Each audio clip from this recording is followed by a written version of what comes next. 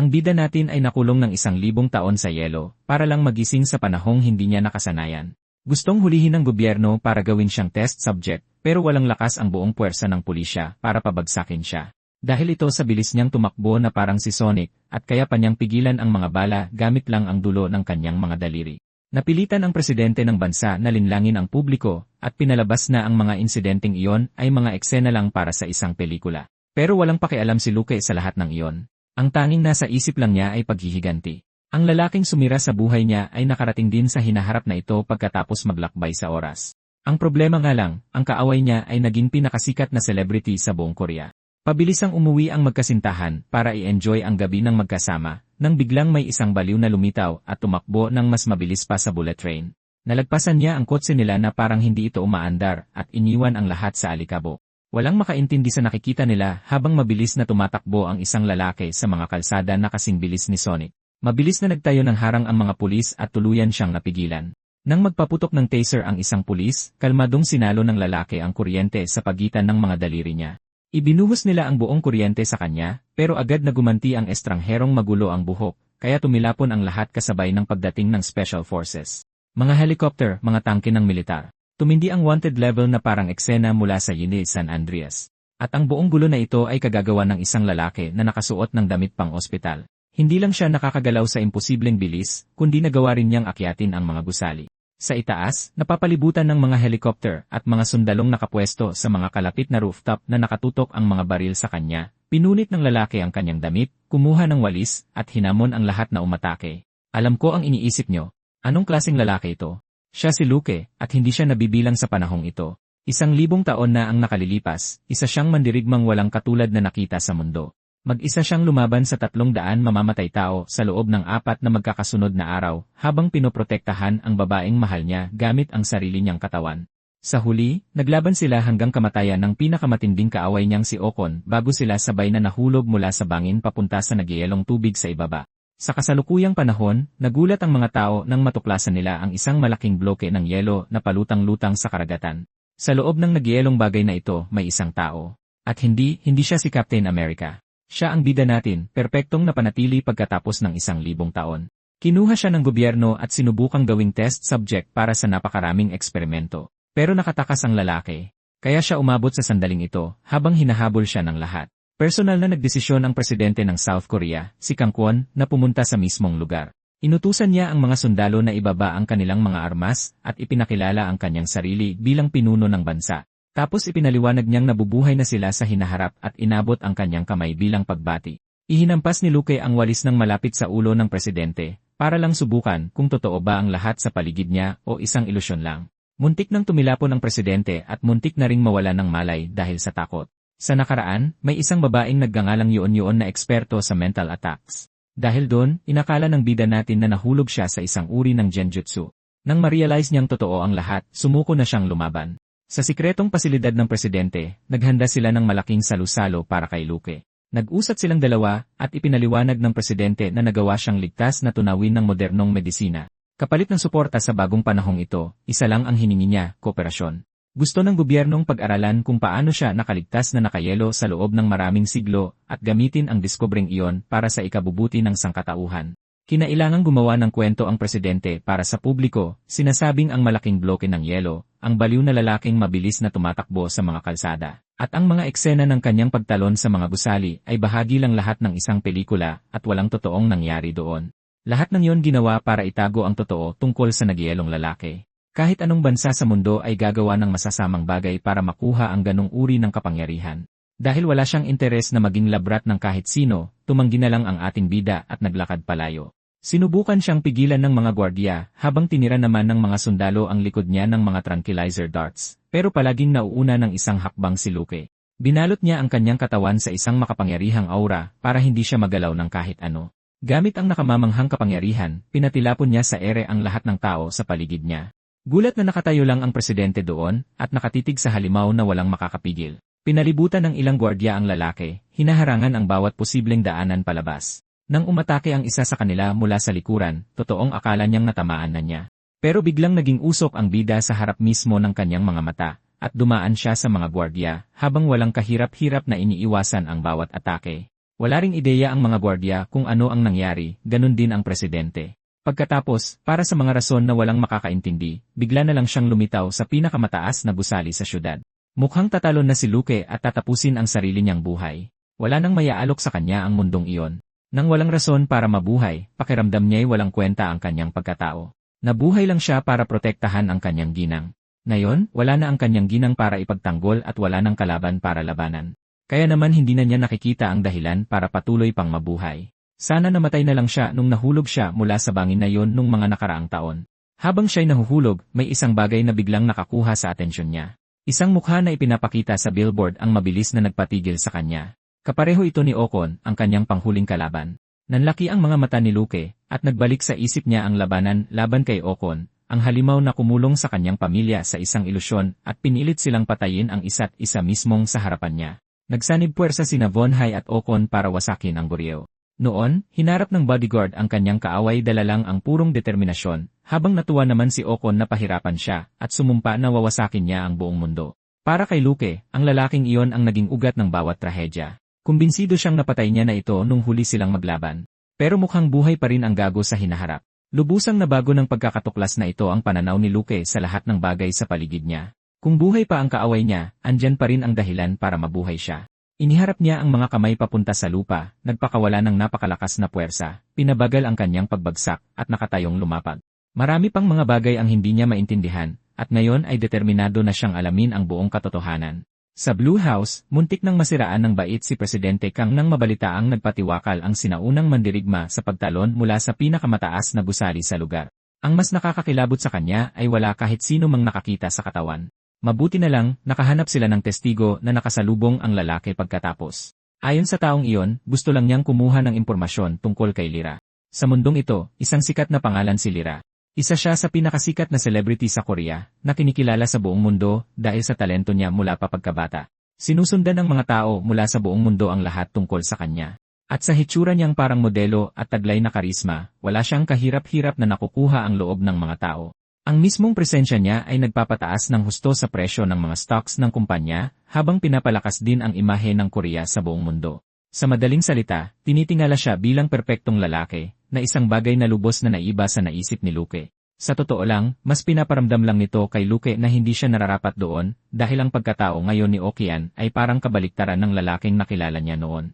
Dahil dyan, sinimulang ikonsidera ni Luque ang dalawang posibilidad lang. Kundi ito kahawig lang ng superstar na si Ocon, siya talaga si Ocon na dinadaya ang buong mundo. At nakakapagtaka, gusto ni Luque na maging totoo ang pangalawang posibilidad. Sa kagustuhang makausap siya agad, pinakiusapan niya ang isang binatilyo na dalhin siya kay Lira.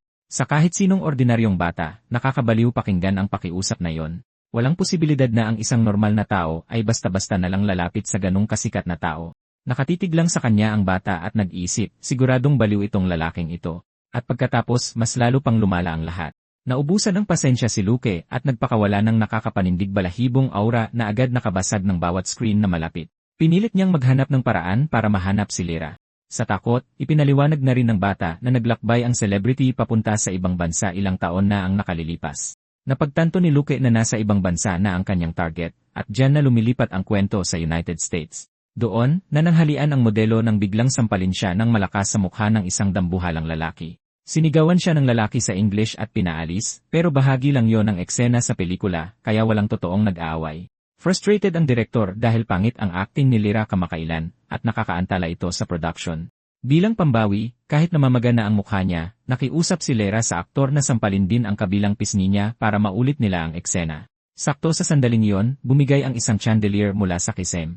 Bumagsak ito ng walang babala, at siguradong tapos na ang malaking aktor kung tinamaan siya nito. Mabilis na humarang si Lira sa harap niya at iniligtas ang buhay niya. Agad na nagtakbuhan ang mga staff para tingnan kung ayos lang silang dalawa. Walang nakaisip na mangyayari ang aksidenteng yon, pero mabuti na lang at pareho silang nakaligtas, at hindi man lang nagalusan ang aktor. Hindi ganoon kaswerte si Lira. Ang braso niya ang sumalo sa buong impact. Sa ospital, gulat na gulat ang lahat nang malamang nagtamo siya ng mga sugat na yon para lang protektahan ng iba. Nagpadala ng sandamakmak na regalo ang mga tao dahil sa kabayanihan niya. Pero pinili ni Lira na ibahagi ang lahat sa mga staff ng ospital. Humingi rin siya ng tawad sa pagkaantala ng shooting.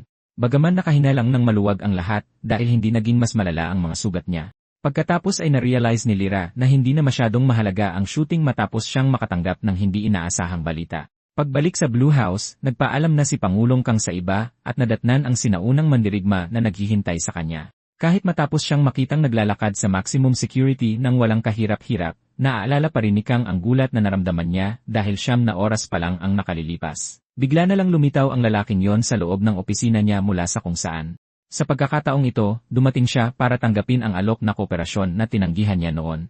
Pero may isang kondisyon, inabot niya ang litrato ni Lyra at humingi sa Pangulo ng mapagkakatiwalaang tao na maghaharap sa kanya at sa celebrity. Pumayag si Kang sa anumang demand basta't makakatanggap siya ng buong kooperasyon kapalit nito. Sinabi ni Luque na walang pakikipagkamay bilang simbolo ng tiwala sa panahon niya, pero tinanggap pa rin niya ang kamay ng Pangulo. Sa kasalukuyan, nalaman ni Kang na gusto nang makita ni Luque si Lyra sa lalong madaling panahon. Kahit malayo, hindi magiging madaling mapuntahan ito. Gayunpaman, nakarating sila sa tinutuluyan ni Lyra. Nagulat ang modelo nang makita ang Pangulo na kasama ang lalaking yon. Magalang na nagpakilala si Lyra habang nanatiling alerto si Luque, handang alamin kung iyon nga ba talaga si Ocon. Nabanggit ni Kang na kailan lang ay napuruhan ang braso ni Lyra, at lumapit si Luque na nakalahad ang kamay para bumati.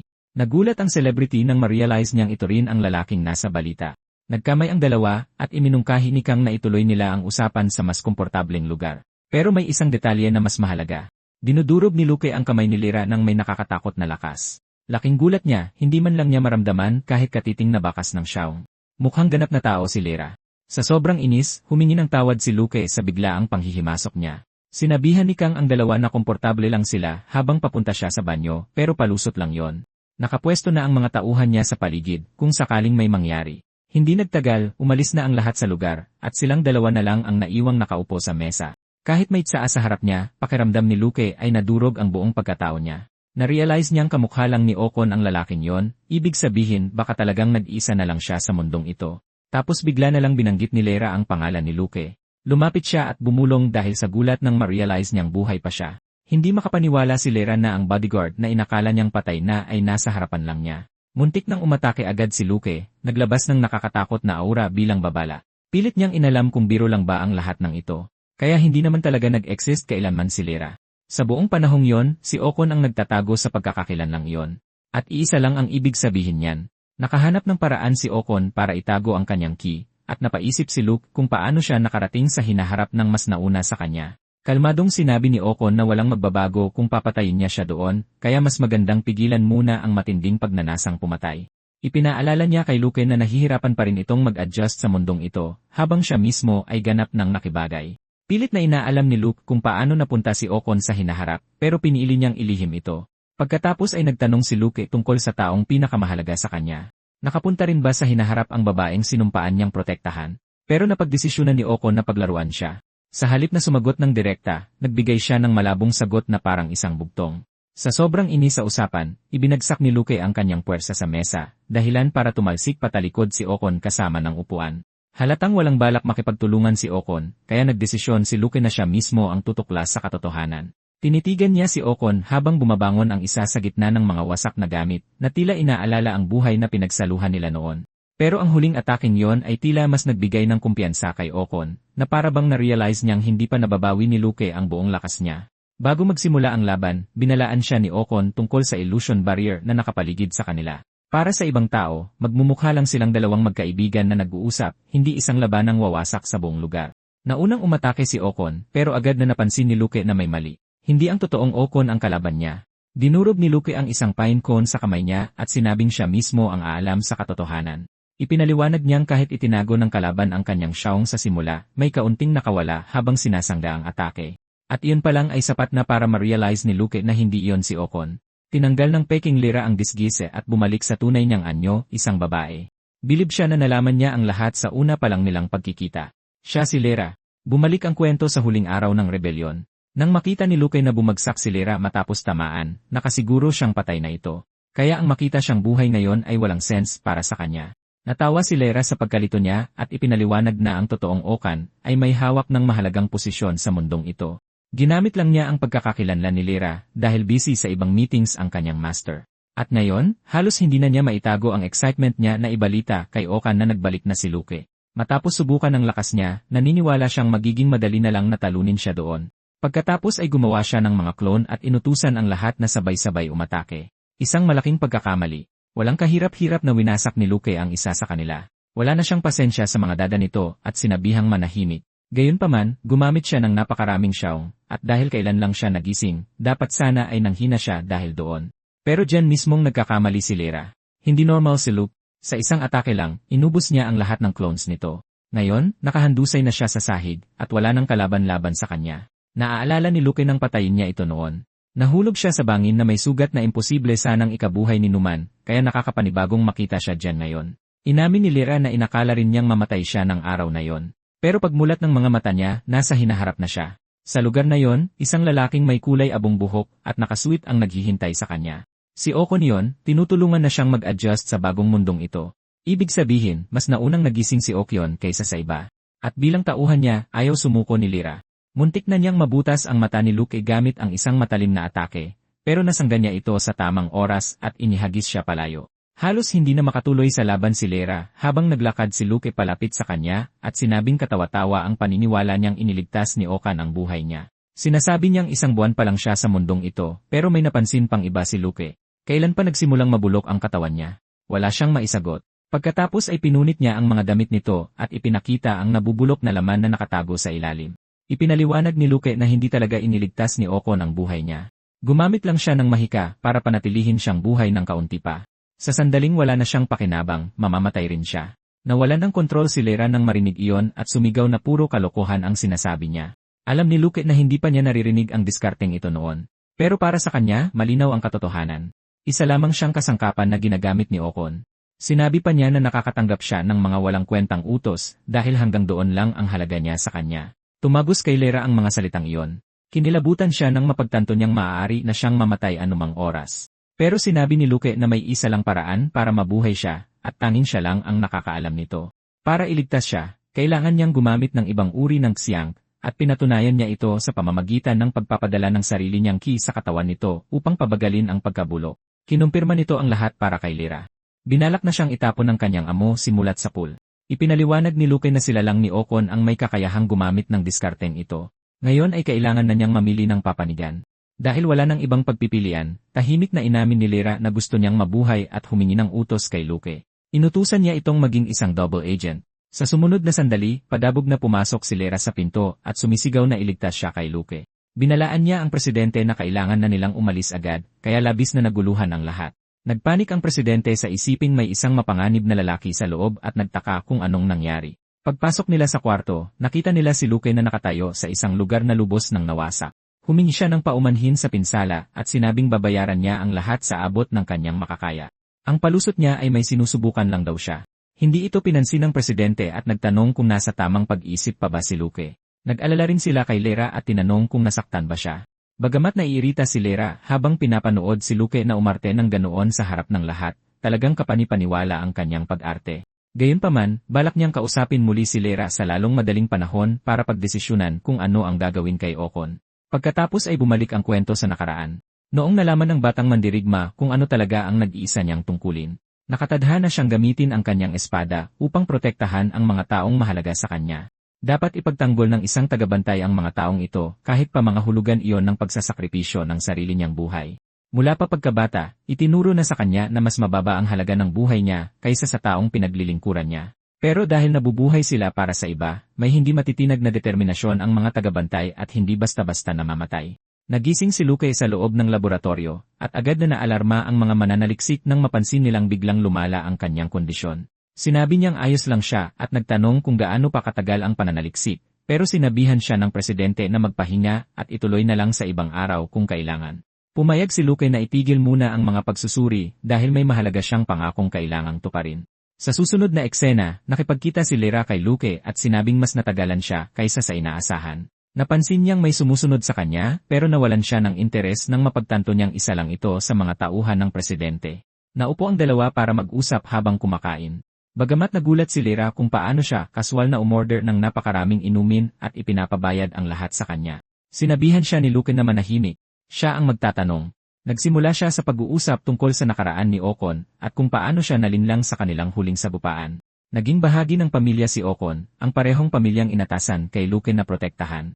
Inakala ng lahat na namatay siya sa isang insidente, pero sinadya ang lahat ng iyon para paghandaan ang rebelyon. Sinabi ni Lyra na laging naglilihim si Ocon at sumunod lang siya sa mga utos nito. Dahil wala na siyang maipaliwanag pa, nagtanong si Luke kung may iba pa bang mula sa nakaraan na nakarating sa hinaharap. Sa pagkakaalam niya, tanging sina Lyra, Ocon, at Luke ilang ang napunta roon. Naghanap pa nga siya sa mga record para sa ibang tao pero wala siyang nakita. Tapos natuklasan ni Luke na kasalukuyang nasa labas ng bansa si Ocon. Ayaw na ayaw ni Lyra ang ideya na harapin niya si Ocon sa kasalukuyan niyang kalagayan, lalo na't naging mas malakas si Ocon kaysa noon. Biglang pinutol ni Luke ang usapan hindi dahil naiinip siya, kundi dahil may nakita siyang nagpagulat sa kanya. Ang totoong Lyra, o mas tamang sabihin, ang totoong Ocon, ay nakatayo sa labas ng restaurant at nakatitig mismo sa kanila. Sumilay ang ngiti sa mukha ni Ocon nang mapagtanto niyang biglang naging mas kapana-panabik ang lahat. Tumayo si Luke at sinabing wala nang saysay ang pagkikitang ito. Sa kanya idineklara na ang papel niya mula ngayon ay susunod na sa mas mahigpit na mga panuntunan. Matapos makita ang lalaking iyon ng sarili niyang mga mata, may mahalagang nagising sa loob ni Luke. Masyado siyang kinain ng paghihiganti kaya nakalimutan niya kung ano ang pinakamahalaga. Pagkatapos ay sinabi niya kay Lyra na nakasisiguro siyang buhay pa ang babaeng isinumpa niyang protektahan. Para kay Lyra, parang imposible yon matapos ang lahat ng mga record na sinuri na niya. Pero patuloy na umaalingaw sa kanyang isipan ang mga salita ng dati niyang amo. Ang tanging tungkulin niya ay protektahan ang taong ipinagkatiwala sa kanya. Kaya naman, bago ang lahat, hahanapin muna niya ang kanyang binibini. Binalaan siya ni Lyra na hindi magiging madali ito kung hindi man lang niya maalala ang mukha nito. Pero iba ang lalaking ito, dahil kumuha siya ng lapis at nagsimulang iguhit siya mula sa alaala, nililikha ang bawat detalye. Pagkatapos gugulin ang buong buhay niya sa tabi nito, naniniwala siyang sapat ng madali para maipakita man lang ang isang guhit.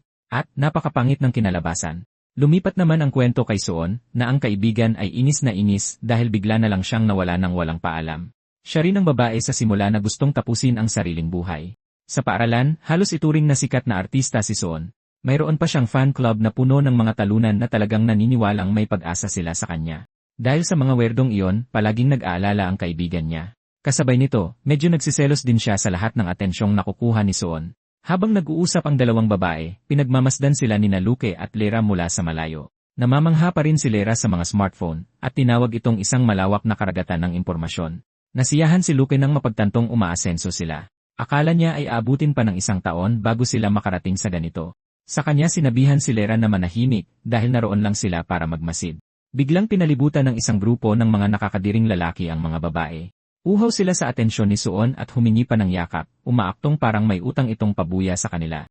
Dahil sa paglapit nila ay labis na natakot si Suon, habang ang dalawang tanga ay umaktong parang may karapatan sila sa kanya dahil fans sila. Pinanood nina Luke at Lyra ang lahat mula sa malayo at napagtantong kailangan na nilang makialam. At dito mas nakilala natin ang kanyang binibini. Ang unang salitang ginamit niya para ilarawan siya ay dandelion dahil sa taglay nitong kadalisayan. Maliit siya, marupok at laging umiiyak. Kahit nanggaling siya sa isang mayamang pamilya, nagiging malubha ang bawat sakit na dumadapo sa kanya. Siya ang uri ng tao na kailangan ng makakasama sa tabi niya para manatiling ligtas. Humakbang papasok si Luke sa sandaling subukang hawakan ng isa sa mga lalaki si Suon. Binantayan naman ni Lyra ang kaibigan nito. At kung akala mo na si Suon ang binibini ni Luke, nagkakamali ka. Ang totoong tao ay ang kanyang kaibigan at hindi siya kailanman naging mahina. Hindi noon at lalong hindi ngayon. Siya ang kanyang amo. Naglakad si Luke papunta sa kanya at dumiretso rin ang babae palapit sa kanya. Humingi siya ng paumanhin dahil huli na siyang dumating para protektahan siya at inalok sa kanya ang kanyang coat dahil sa lamig. Sa isang sulyap pa lang, nakasisiguro si Luke na siya yon. Ngunit sa labis niyang pagkagulat, biglang sumuntok ang babae ng diretsyo sa kanyang tiyan. Talagang hindi iyon inaasahan ni Luke at maging ako rin. Hindi siya isang kaawa-awang biktima. Delikado siya. Nakangiti siyang nagsabi na ang tagal na nilang hindi nagkita. Ang totoo, inakala niyang isa lamang siyang ordinaryong tagahanga. Nadurog ang puso ni Luke nang mapagtanto niyang hindi na siya naaalala nito. Hindi na rin ito ginagamit ang dati niyang pangalan.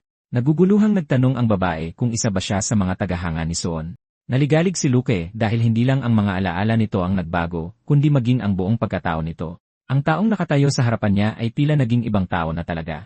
Pagkatapos ay yumuko ang babae, hiyang-hiya dahil sinuntok niya ito ng walang dahilan.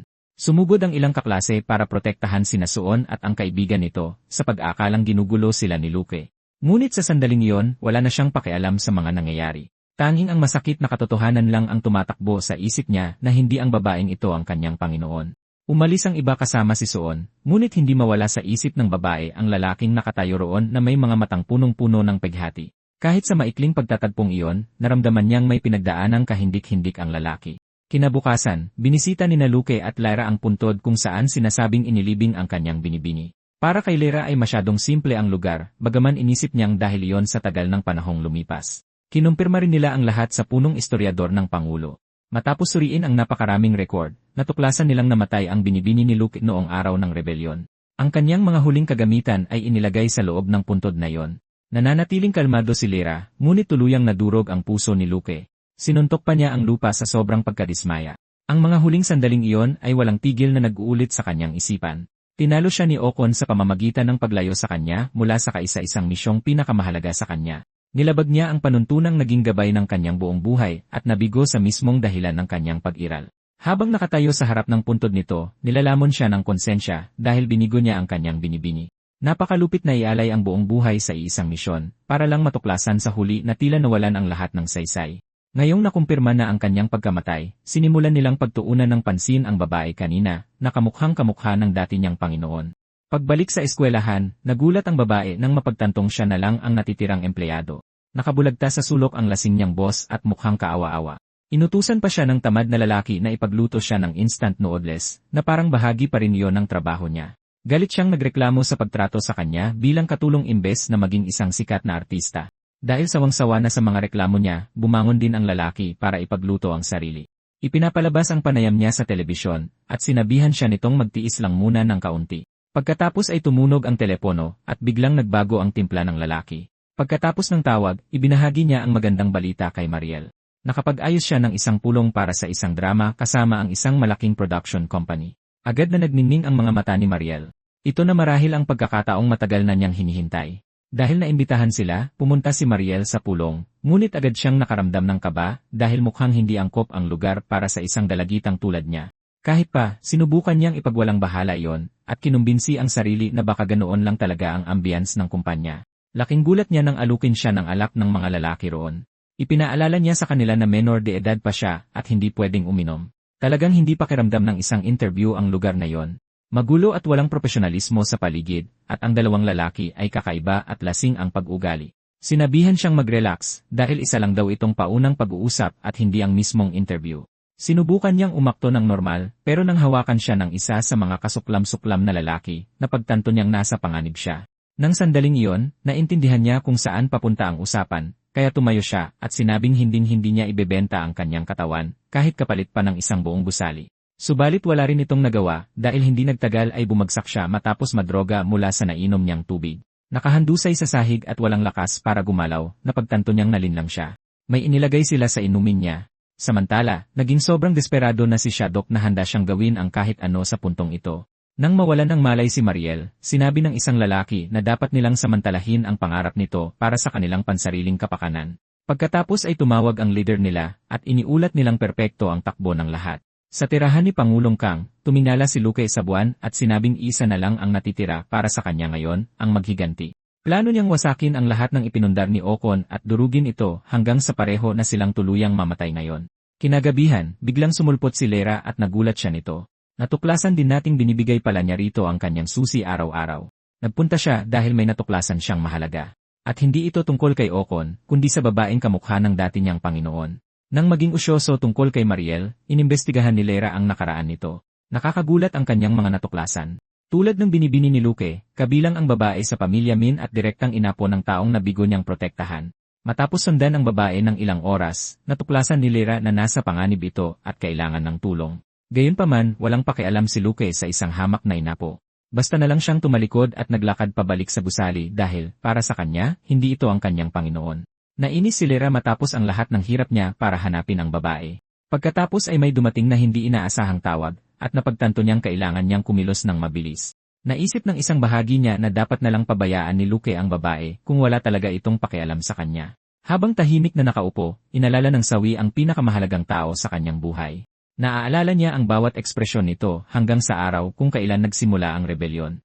Nang mapagtanto niyang papalapit na ang panganib sa kanyang binibini, nagmakaawa siya rito na tumakas. Ngunit bago umalis, may isa itong huling hiling. Gusto nitong manatili siya sa tabi nito sa tuwing lilingon siya pabalik. Ang alaalang iyon ay umalingaw kasama ang imahe ni Mariel sa isip niya, dahilan para madurog ang kanyang puso. Paulit-ulit niyang sinasabi sa sarili na ang babaeng iyon ay hindi ang kanyang Panginoon. Wala namang dapat nakaugnayan sa kanya si Mariel, kaya bakit ba siya dapat may pakialam? Bukod pa rito, naniniwala siyang baka may ibang nagpoprotekta na rito. Pagkatapos ay lumipat ang kwento sa susunod na tagpo sa YouTube channel na ito, kung saan tinanggap ni Nami si Shadok bilang bagong manager candidate ng kumpanya. Sa laking gulat ni Shadok, nakuha niya agad ang trabaho sa unang araw nang hindi na kailangan pang mag-interview. Walang pakialam si Nami kung wala man siyang karanasan at basta na lang siyang sinabihang magsimula ng magtrabaho. Sa kanya naalala na bukod kay Mariel, si Shadok na lang ang empleyadong natitira roon. Naghanda rin siya ng sorpresa para rito at naging interesado kung paano natapos ang pag-uusap. Pagkatapos ay nakatanggap siya ng tawag at biglang nawala sa sarili ang lalaking puti ang buhok. Umalis lang siya ng 1 minuto pero habang nasa banyo siya, nagkaproblema ang lahat at nakatakas ang target. Sinubukan kasi siyang hawakan ng tangang tauhan at nauwi ito sa matinding pambubugbog. Ngayong nakatakas na siya, kung isusumbong niya ang lahat sa mga pulis, sira na sila. Gayunpaman, iginiit ng lalaking naka-bowl cut na hindi pa siya nakakalayo dahil umepekto na sa kanya ang droga. At tama siya. Halos hindi na makapaglakad si Mariel at kailangan pang sumandal sa pader para lang makadalaw. Ang mas malala pa, naiwan niya ang kanyang telepono sa loob ng kwarto, kaya imposibleng makatawag sa pulisya. Halos hindi na niya alam kung nasaan siya sa pasilyong iyon habang hinahabol siya ng mga lalaki. Nagmakaawa siya sa sarili niyang mga binti na patuloy na gumalaw dahil alam niyang ito na lang ang pag-asa niyang mabuhay. Pagsalat ng kanyang kamay sa busol ng pinto, inabutan siya ng mga lalaki at itinapon siya pabalik. Gusto siyang saktan ng lalaking naka-bowl cut, pero mukhang nanghihina na talaga siya. Kahit sila ay nagulat kung paano niya kinayang magtiis ng ganoon katagal. Nang walang pag-aatubili, nagpa siya silang kaladkarin siya pabalik. Tapos ay biglang yumanig ang lupa, at makalipas ang ilang sandali ay nanginig ang buong gusali. Nang mapagtantong isa itong malakas na lindol, nakakita ng pagkakataon si Mariel. Namatay ang mga ilaw at sa gitna ng dilim, napansin niyang bumukas ang pinto. Ito ay dahil nasa loob na ng gusali ang bida natin. Sa mismong tirahan ng Pangulo, nakita niya ang isang sulat mula kay Kondosya, at hanggang ngayon ay hindi niya pa rin maintindihan kung bakit niya piniling iligtas ang babae. Pwede naman sana siyang magbulag-bulagan na lang sa babae, kaya kahit siya ay hindi niya maipaliwanag kung bakit siya nagpakita. Sa huli, naisip ni Luke na ang pinakasimpleng sagot ay gusto lang niyang gumawa ng mabuti. Buong lamig niyang inutusan ang mga lalaki na agad palayain ang babae. Nanginig sa takot ang puting buhok na lalaki, hindi maunawaan kung saan nanggaling si Luke. Habang patuloy na yumanig ang lupa, walang kahirap-hirap siyang inihagis ni Luke, at bumangga muna ang lalaki sa iba't ibang bagay bago bumagsak sa sahig. Ang susunod na target ay ang sangganong naka-bowl cut, at sa isang nakamamatay na titig, inutusan siya ni Luke na pakawalan ang babae. Kahit siya mismo ay hindi alam kung bakit siya ganito kagalit. Kumaripas ng takbo ang delinkwente nang makita niya ang sinapit ng kasamahan niya. Dumiretso siya sa kotse para tumakas, pero hinarangan ni Luke ang daan niya. Pinaalalahanan ni Luke ang duwag na wala siyang binigay na pahintulot para umalis. Gumapang palabas ng sasakyan ang lalaki, habang pilit na inaalam ni Luke kung ano ang ginamit nila para mawalan ng malay ang babae. Naisip pa nga niyang patay nito kapag tumanggi itong sumagot. Muli niyang itinanong kung nilason ba nila ang babae, at ilang sandali lang ay itinulak niya ang kotse gamit lamang ang kanyang aura. Gusto ni Luke ang lunas. Sa sobrang kaba, nauutal na sinabi ng lalaki na pinatulog lang nila siya at gigising din siya maya-maya. Hindi naniwala si Luke at dinurog ang kamay niya. Tapos binalaan niya ito na kung nagsisinungaling siya, ang leg na niya ang susunod na dudurugin. Hindi pa rin makapaniwala sa nangyayari ang lalaking naka-bowl cut nang biglang dumating ang isang grupo ng mukhang mga ahente ng gobyerno para guluhin ang lahat. Sa totoo lang, isa silang pribadong security team. Pinaalis ng mga lalaki ang kriminal habang tinitingnan ni Luke ang babae. Pero sinabi ng leader nila na plano nilang kunin ang babae. Hindi man lang sila nagpakilala. Inutusan lang nila si Luke na ibigay ang babae, kundi ay mapipilitan silang gumamit ng dahas. Inaasahan na ito ni Luke at sinabihan silang subukan nila. Nang maalala ang una nilang pagkikita at kung paano niya niligtas ang babae, nagpasya si Luke na kailangan niyang panagutan ito. Pagkatapos ay nagpakilala siyang manager nito, kahit nakahapon lang naman nagsimula ang kasunduang iyon. Tinawagan ng naka-bowl cut ang boss at nalaman na ito ang nagpadala ng mga bodyguard para kontrolin ang sitwasyon sakaling may pumalpak. Pero nang sabihin niyang nakita nila ang manager ni Mariel, pati ang boss ay nagulat. Balik kay Luke at sa mga gwardiya, nang hingi sila ng patunay na talagang may kaugnayan siya sa babae. Bilang tugon, sinabi ni Luke na kailangan muna nilang patunayang mapagkakatiwalaan sila bago nila makuha si Mariel. Para sa kanya, masyadong kahina-hinala ang mga lalaking ito para pagkatiwalaan. Nagbalak umatake ang isa sa kanila, pero tinadyakan ni Luke ang tiyan niya at sinundan ng isang hampas ng palad kaya tumilapon ang lalaki. Matapos pabagsakin ng kalaban, napaisip pa si Luke kung napalakas ba ang atake niya. Tumigil sa pagpapanggap na mabait ang leader at inutusan ang lahat na umatake ng sabay-sabay. Wala rin itong naitulong sa kanila. Pinabagsak ni Luke ang bawat isa sa kanila gamit ang sunod-sunod na atake hanggang siya na lang ang natirang nakatayo. Habang naglalakad siya sa gitna ng mga nakabulagta sa sahig, may naramdaman si Luke na isang hindi inaasahang bagay. Napagpasyahan ng leader ng grupo na harapin siya ng personal. At sa wakas, nagising na ang babae.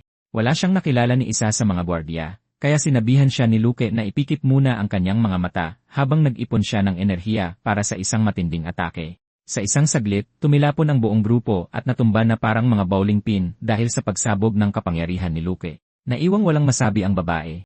Ang tanging nasabi lang niya ay napakalakas ni Luke. Sa sumunod na eksena, ligtas na siyang nakaupo sa tabi ng boss na nakita kung gaano kalaki ang pagkakamali niya nang ipadala siyang mag-isa ng walang anumang proteksyon. Hindi niya inakalang mangyayari ito at nagpaloko siya dahil lang sikat ang pangalan ng kumpanya. Kahit na mukhang ayos lang sa labas si Maria, halatang labis siyang nayanig sa nangyari. Ang akala nilang malaking pagkakataon ay muntik nang mauwi sa isang trahedya para sa kanya. Galit na galit ang boss niya at gustong habulin ang mga may pananagutan dito. Pero agad niyang pinigilan ang padalos-dalos na ideyang iyon. Hindi niya kayang labanan ang isang malaking kumpanya. Gusto rin naman niyang ibunyag ang lahat. Pero ang totoo ay pareho pa rin silang napakahina. Kahit gaano pa sila magreklamo, matatalo pa rin sila sa huli. Kaya ayaw niya itong magsimula ng walang katuturang laban. Mas gusto ni Mariel na pagbayarin ang mga lalaking yon ng paunti-unti pagdating ng araw. Sa ngayon, sinabi niyang ang pinakamahalaga ay pasalamatan ang taong tumulong sa kanila. Pagkatapos ay hinila niya ang boss papalapit sa walang ganang si Luke at hinayaan silang mag-usap. Gustong magbigay ng pabuya ang lalaki, pero parang mas interesado lang si Luke sa matatamis na inumin. Gustong-gusto na agad siya ng babae dahil napakalakas niya at naniniwala itong siya ang perpektong manager. Dahil nagkita na sila dati, pabiro niyang tinanong kung kasing ganda ba niya ang babaeng napagkamalan sa kanya. Bukod dyan, halos gawing interview ng boss ang pag-uusap nila at nalamang halos walang trabaho si Luke. Nagulat si Mariel sa nangyayari. Pero para sa boss, perpektong magka-team ang dalawa. Kaya naman inalok niya agad kay Luke ang posisyon ng manager doon mismo. Kalaunan sa paaralan, binati ni Suon si Mariel dahil nakapasok ito sa isang malaking production company. Nang hindi sinasabi ang totoong nangyari noong gabing iyon, nagpaliwanag si Mariel na nauwi sa masama ang lahat. Nang makaramdam ng pagkahilo, lumayo muna siya at palihim na humingi ng pabor dahil gusto niyang malaman kung paano gumalaw sa entertainment industry. Bahagyang nag-alangan si Suon sa palihim na hiling na ito pero masyado siyang mabait para tumanggi kaya agad siyang pumayag. Sasagot na sana siya nang biglang dumating ang isang grupo ng mga babaeng delinkwente at itinulak silang dalawa. Iyon ang grupo ni Guy at Neil. Pero ang mga personal na manager lang ni Suon ay sapat na para takutin silang lahat. Bago pa lumala ang sitwasyon, sinabi ni Suon na ang mga pagkakataong ganito ang mismong dahilan kung bakit mahalaga ang may manager. Para sa kanya, mas mahalaga ang pumili ng taong mapagkakatiwalaan kaysa pumili ng isang malakas. Nang marinig niya ang salitang mapagkakatiwalaan, agad na naisip ni Marielle ang lalaking kamakailan lang niya nakilala. Nang gabing iyon, pinagmamasdan ni Luke ang syudad mula sa itaas nang dumating si Lyra para makipagkita. Kakaiba ang sumit niya rito, nagrereklamo na lagi itong huli at tinatanong kung anong ginagawa nito para magtagal ng ganito. Binaliwala ni Lyra ang tanong at nagtanong kung bakit siya ipinatawag nito. Simple lang na nagtanong si Luke kung ano bang ginagawa ng isang celebrity manager, at pati siya ay nagulat sa tanong na yon. Sa ilalim ng kanyang nakakatakot na titig, ipinaliwanag ni Lyra na ang isang manager ay laging nasa tabi ng celebrity, nag-aayos ng mga kontrata, at pinoprotektahan sila tulad ng isang bantay. Matapos sumagot, tinanong niya kung bakit nito gustong malaman yon. Inamin ni Luke na may bago na siyang trabaho bilang manager ni Mariel. Gulat na gulat dito si Lyra, lalo na matapos niyang tanggihan ang ideyang iyon noong nakaraang araw. Nagmura pa siya kay Luke dahil sa pag-iba nito ng isip at sinabing alam na niyang mangyayari rin ito balang araw. Bukod pa rito, may natuklasan pa siyang nakakawiling bagay dahil sa kanya. Samantala, nagulat sa leader ang isa sa mga miyembro ng emergency team tungkol sa misteryosong lalaki at inaming pumalpak ang misyon dahil sa kanya. Sa parehong pagkakataon, ikinuwento ni Luke kay Lyra kung paano niya nilabanan ang ilang lalaki habang nililigtas ang babae. Sa umpisa pa lang, naramdaman na niyang iba ang mga lalaking iyon. Kahit nakakatanggap ng matitinding tama, paulit-ulit pa rin silang bumabangon. Balik sa team leader, nagpakawala siya ng napakalakas na suntok kaya tumilapon ang commander sa pader, ipinapaalala sa lahat na hindi rin sila mga ordinaryong tao. Isang malaking kahihiyan ang pagpalpak sa misyong iyon, lalo na't kung gaano ito kahalaga. Sinabi ni Luke kay Lyra na hindi dapat malaman ng mga tao sa mundong ito ang tungkol sa Giyong. Dapat ay walang martial arts sa mundong ito, pero naramdaman niya ang giant sa mga lalaking iyon. Naging interesado rin ang leader ng emergency team, at napagpasyahang gusto niyang makilala ng personal ang misteryosong lalaking ito. Matindi ang naging reaksyon ni Lyra matapos marinig iyon. Tinanong niya ito kung seryoso ba siya, habang hindi maintindihan ni Luke kung bakit siya ganoon na lang kataranta. Kaya naman nagsimula siyang maghinala na may alam ito na hindi niya alam. Nanlaki ang mga mata ni Luke. Natigilan siya matapos maalalang sinabi ni Okon noon na naglaho na ang inner Shinnok. Kung totoo man yon, imposibleng totoo ang naramdaman ni Luke, na lalo pang nagpapatunay na ginagamit lang siya ni Okon. Dahil sa naisip na iyan ay naaalala ni Lera ang naging pagkikita nila ni Okon sa kasalukuyang panahon. Nang oras na yon, natuklasan niyang nagbago na ng tuluyan ang mundo sa loob ng 800 taon. Naiwala ng sangkatauhan ang isa sa pinakapangunahing kakayahan ng katawan. Ngayon ay naging isang mundo na ito kung saan ang teknolohiya ang umunlad sa halip na ang martial arts. Pinuri pa nga ni Okon ang kapangyarihan ng siyensya. Para sa kanya, hindi na kailangan ang Xiaong sa ganitong klaseng mundo. Pero mas lalo lang nitong ginagawang nakakapagtaka na nakaligtas ng ganito katagal si Lera. Idinagdag pa ni Luke na ang naramdaman niya ay hindi parang ordinaryong Xiaong, kaya marahil ay nagkakamali pa rin siya. Kaya naman gusto niya munang imbestigahan ang mga lalaking iyon. Tapos ay tinalon niya ang gusali sa mismong harapan ni Lera. Bumagsak ng mabigat sa lupa si Luke at naglakad palayo para tuklasin ang katotohanan habang nagtatago sa mga anino. Kinabukasan, lumipat ang kwento sa pinakamagandang eskwelahan sa Korea. Nakatatanggap ng suporta mula sa gobyerno ang Yaong at nag-ooperate ito na parang unibersidad na nag-aalok ng iba't ibang programa at kurso. At dyan mismo nag-aaral si Mariel. Puno ang lugar ng mga pasaway na batang mayayaman, tulad ng 3 babaeng bully na iyon. Di gaya nila, nakapasok lang si Mariel dahil sa matinding swerte. Dahil dyan, nakararanas siya ng pambubuli dahil lang sa pag-aaral sa eskwelahang iyon. Idinadamay pa ng mga babae si Suon sa kanilang pang-insulto, na umaaktong parang hindi karapat-dapat si Mariel sa atensyon ng kahit sino. Sumagot si Mariel kay Suon, pero kahit gusto niyang magalit sa kanila, mas lalo pang dumagdag ang mga lalaki sa klase sa mga pang-insulto. Kumakalaban sa kanya ang buong silid-aralan at naiwan siyang walang kawala. Kahit na ganoon, patuloy ang lahat sa pag-uusap tungkol sa bagong transfer student na darating sa araw na yon. Pumasok ang guro sa silid-aralan at sinabihan ang lahat na maupo. Dahil sobrang taas ng mga standard ng guro, inakala ng lahat na babae ito. Pero sa gulat ng lahat, lalo na ng mga babae, ang taong lumitaw ay si Luke, na sobrang gwapo sa suot niyang uniforme ng eskwelahan. Ngayon, balikan natin ng kaunti ang pag-uusap nila ng presidente. Humingi ng pahintulot si Luke na pumasok sa eskwelahan at sinabing gusto niyang matuto pa tungkol sa bagong mundong ito. Ipinasa ng presidente ang usapin sa direktor ng National Intelligence Service. Basta hindi issue ang edad niya, maaari siyang ma-enroll. At iyon ang dahilan kung paano siya nakasali sa klase na agad nakakuha sa atensyon ng bawat babae roon. Kahit ang mga lalaki ay panay ang titig sa pag-aakalang mukha siyang artista o isang sikat na personalidad sa hinaharap. Pinutol ni Marielle ang kasabikan ng lahat, nagpakilala, at nagkomento sa pangangatawa ni Luke. Ang sagot na nakuha niya ay hindi kapani-paniwalang malamig. Sinabi ni Luke na nahubog niya ang katawang iyon sa pamamagitan ng pagputol sa mga ulo ng tao. Sa madaling salita, sa pamamagitan ng pagpatay sa mga tao. At ang nerdy na lalaki na nagsabi sa kanya tungkol kay Lera kanina ay nasa parehong klase rin. Halos magsimulang manginig ang bata habang tinatawanan ni Joon-ho si Luke at sinasabing mukha siyang karakter sa anime. Naging sobrang takot ang kawawang bata dahil iniisip niyang baka tuluyang sirain ni Luke ang buong eskwelahan. Lumingon-lingon si Luke at napansin si Mario. Sinanyasan niya itong mag-usap sila sa labas, kaya sumunod siya rito habang tinatanong nito kung bakit siya nag-aaral doon. Hindi siya makapaniwala na nakapasok siya ng ganoon kadali at gusto nitong malaman kung sino ba talaga siya. Pero bago pumasok sa eskwelahang iyon, nakatanggap ng utos si Luke na huwag ibunyag ang kanyang tunay na pagkakakilanlan. Sinanay siya para sa mga ganyang klaseng tanong, kaya sumagot siya ng eksakto sa paraang itinuro sa kanya. Sinabi ni Luke na nakapasok siya sa pamamagitan ng isang special admission program at siya rin ang manager nito na parang isang bodyguard. Dahil may mga mapanganib na taong naghahanap sa kanya, binabalak nitong manatili sa malapit at protektahan ang sikat na personalidad. Dahil doon ay naiilang si Mariel. Nakiusap siyang huwag magsalita ng ganoon sa eskwelahan, kundi pareho silang mapapahamak, at idinagdag na dapat silang umaktong parang mga estranghero roon. Bahagi ng sarili niya ang tumatanggi pa ring tanggapin ang katotohanan dahil hindi pa niya nakikita ang sarili bilang isang tunay na sikat. Lubos na nataranta si Mario pero biglang nawala si Luke na parang si Batman. Sa ibang lugar, kinukutungan ng isang grupo ng mga bully ang isang nerdy na estudyante para kunin ang pambili nito ng pananghalian.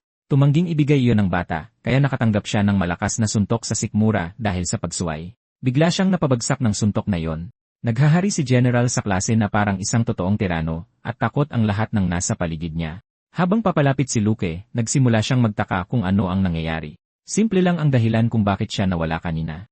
Nakaramdam siya ng mga bakas ng tiyay sa malapit. Ngayon, pinilit ni Junho ang bata na manatiling nakaluhod habang kinukuha ang kanyang pera. Ipinapaliwanag ng mahinang estudyante na nangongolekta si Junho ng bayad mula sa lahat ng nandoon. Dahil sinusuportahan ng kanyang makapangyarihang pamilya, itinatrato niya ang buong klase na parabang sa kanya ito. Ang salitang pinakamagandang naglalarawan kay Junho ay hari, at agad na nainis si Luke doon. Nandidiri siyang isipin na tatawagin ng isang napakababang tao ang kanyang sarili ng ganoon. Pero narinig ni Junho at ng mga tauhan niya ang bawat salita. Pagkatapos ay kalmadong humingi ng tawad si Luke dahil sa pag-insulto sa hari. Itinuring iyon ni Junho bilang isang hamon sa kanyang otoridad. Iniisip ng isa sa mga tauhan niya na siya lang ay sapat na para harapin si Luke. Tinabig ni Junho ang lalaki at personal na humakbang palapit. Idinikit ang kanyang mukha kay Luke habang hinahamon itong umatake. Isang napakasamang desisyon. Mamatay ka. Dahil galit na patuloy na nakatayo ng matatag si Luke, inihanda ni Junho ang kanyang kamao. Hindi makapaniwala ang mahinang bata na nangyayari ito sa mismong unang araw pa lang ng transfer student. Bago pa magsimula ang laban, dumating ang guro at sinira ang kasiyahan ni Junho. Sinabihan niya silang ayusin ang mga ganyang issue sa labas ng eskwelahan. Nagbabala si Junho na magiging impyerno na ang buhay ni Luke simula ngayon. Nagsasalita siya na parabang pinaplano niyang sirain ng buo ang bata. Tanging pagkalito lang ang reaksyon ni Luke. Kinalaunan noong oras ng pananghalian, nakiusap si Luke na umupo kasama ng isang grupo ng mga estudyante. Sa gulat niya, tumayo at umalis ang lahat. Walang may gustong madamay sa kanya at mauwing puntirya rin ni Junho, kaya naging bakante ang mesa. Nagtanong ang mahinang bata kung pwede siyang umupo roon. Nagsimulang kumain ang dalawa ng sabay, at nagtanong si Luke kung bakit takot na takot ang lahat kay Junho. Talagang hindi niya ito maintindihan. Ipinapaliwanag ng bata na target na si Luke ni Junho at ng grupo niya, kaya magiging isang bangungot na ang eskwelahan para sa kanya. Ginigipit ni Junho ang mga tao hanggang sa wala na silang ibang magawa kundi umalis sa eskwelahan. Kaya naman iniiwasan ng lahat si Luke. Pero nagtanong din ang bata kung bakit hindi agad pinulbos ni Luke si Junho, gayong halata namang kaya niya itong gawin. Pagkatapos ay inalala niya ang una nilang pagkikita. Nagkomento ang bata na medyo kakaiba na si Luke noon pa man, at pabirong tinanong kung siya ba ay isang superhuman mula sa ibang panahon na mapanganib na lumalapit sa katotohanan. Bago pa man sila makapagpatuloy sa pag-uusap, tinawag ng guro ang bagong transfer student. Sa loob ng isang hiwalay na silid, tinanong ng guro si Luke ng ilang simpleng tanong. Napansin ni Luke na hindi masyadong matulungin ang mga guro roon at hindi namumuhay ng may matibay na mga prinsipyo gaya ng mga tao noong unang panahon. Pero alam na niya ang totoong dahilan kung bakit siya ipinatawag doon. Kaya sinabihan niya si Lera na itigil na ang pagpapanggap. Agad nitong itinigil ang pag-arte at nagulat nang marinig na nakaramdam siya ng mga bakas ng siyawng sa loob ng eskwelahan. Sa kasamaang palad, pareho nilang hindi alam kung kanino ang siyawng na yon. Iyan mismo ang dahilan kaya sinadyang gumawa ng gulo ni Luke. Gusto niyang pilitin ang sinuman na gumamit ng key. Iyon na sana ang perpektong pagkakataon, pero inistorbo ng guro ang lahat. Kahit pa ganoon, kinumpirma niya ang isang bagay. Umiiral pa rin ang martial science sa mundong iyon. Kasabay nito, binugbog ni Junho ang mahinang bata, na nagpasarap pa sa sandali kung kailan sa wakas ay gumanti na rin si Luke. Inutusan ni Junho ang bata na hubarin ang kanyang damit at lumaban pabalik, pero tinapik lang ng mahina ng bata ang balikat nito. Takot na siya. Tinuya muna ni Junho ang takot na mukha ng bata, bago nagpakawala ng sobrang lupit na suntok na yumanig sa buong katawan nito. Pinanood ng mga siga ang leader nilang pinaglalaruan ang bago nitong biktima, at naalala nilang nakita si Luke na nakikipag-usap kay Junho sa cave. Kaya naman iyon ang eksaktong dahilan kung bakit pinaparusahan ang bata. Sa bilis na yan, malapit nang pilitin ni Junho na pahubarin ang bata ng kanyang pantalon. Tapos ay bigla na lang sumugod ang nakasalaming estudyante kanina para patigilin ang nangyayari. Siya ang class president. At matapos nilang mag-usap ni Mariel, nagdesisyon na rin siyang makialam. Nadismaya si Mariel dahil palagi na lang itong yumuyuko sa mga bully. Sa buong panahong iyon, nanahimik lang siya para protektahan ang kanyang kinabukasan at panatilihin ang kanyang mapayapang buhay. Ngunit nagpasya siyang hindi na siya mananahimik lang. Kaya sumugod siya kay Junho na parang seryosong gusto niya itong pabagsakin. Pero humarang si Luke sa harapan niya at pinigilan ang kanyang daan. Ito ang nagkumpirma sa isang mahalagang bagay para kay Luke. Pagkatapos ay dinurog ni Luke si Junho gamit ang kanyang mga salita. Sinabing wala siyang kwentang tarantado at hindi kailanman karapat-dapat na tawaging isang hari. Dahil sa insulto, napilitang sumugod ang mga tauhan ni Junho para atakihin ang transfer student. Naalala ni Luke ang naging pag-uusap nila ng class president. Inutusan siyang huwag gumawa ng gulo at nangako siya. Kaya naman nanatili siyang nakatayo nang hindi gumagawa ng kahit ano. Naalala rin niya ang sinabi ni Junho kanina. Tinanong kasi ni Luke kung bakit idadamay niya ang kanyang sarili sa isang taong tinatawag na mismong gulo. Sumagot si Junho gamit ang isang simpleng katotohanan. Ang mga malalakas ay nakalaan para protektahan ang mga mahihina. Iyan ang eksaktong dahilan kung bakit napakaganda ng sandaling iyon. Kahit ang batang mukhang mahina ay nagpakita ng lakas sa sitwasyong iyon, tinutulungan si Luke sa pinakamahirap para sa kanya, ang makibagay. Bumalik tayo sa laban, nasugatan ng isa sa mga alipors ni Joon-ho ang sarili niyang kamay sa pagsubok na suntukin si Luke. At sa susunod na segundo, inikot ni Luke ang lalaki at marahas siyang inihampas sa sahig. Naiparealize din nito sa kanya na kahit ang dati niyang sarili ay may mga kahinaan din. Natulala ang buong klase.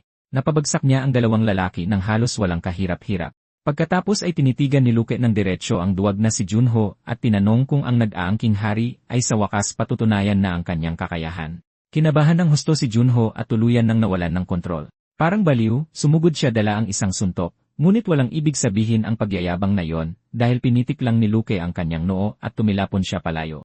Hindi na nag-abala pa si Luke na tingnan siya pagkatapos at tinawag pa ring kawawa ang bata. Ito ay parehong pampapahiya at pambubugbog. Bumagsak si Joon-ho sa sahig na may malaking bukol na namumaga sa kanyang noo. Napagtanto na ni Luke na hindi karapat-dapat ang lalaking iyon na tawaging isang hari. Kung may karapat-dapat man sa titulong iyon ay ang class president. Habang iniisip ang lahat, napagtanto ni Luke na nagtatago ang class president ng napakatinding kapangyarihan. Si Park Min-wook mismo ang taong kanina pa nila hinahanap. Siya ang pinagmulan ng mga martial shank trait na yon. Habang seryosong nakatitig sa bagong transfer student, tinanong ni Park Min-wook kung ano ang itinatago ni Luke. Walang ideya ang ibang mga estudyante kung ano ang pinag-uusapan ng dalawa, pero para sa lahat ng naroon, malinaw na nasangkot na naman si Luke sa isa pang problema. Pagkatapos ay dumating si Mariel at nakita si Joon-ho at ang buong gang nito na nakabulagta sa sahig. Wala siyang ideya kung ano ang nangyari at napansin niya ang class president na nakikipag-usap kay Luke. Sumulyap si Luke sa kanya ng sandali, nagkatinginan sila at naglakad lang lagpas sa kanya. Pagkatapos ng klase, nag-usap sina Suon at Mariel kung gaano kakakatwa para sa isang tulad niya na mapunta sa ganoong eskwelahan. Gayunpaman, sa pagkakaroon ng ganoong lalaki sa paligid, mukha na tuloy isang malaking biro si Joon-ho ngayon. Ngunit plano pa rin ni Luke na sakupin ang mundong iyon muli. Nagkomento si Son na nagbibigay ng ibang pakiramdam si Luke. Parang likas na pinaparamdam niyang ligtas ang mga tao sa paligid niya.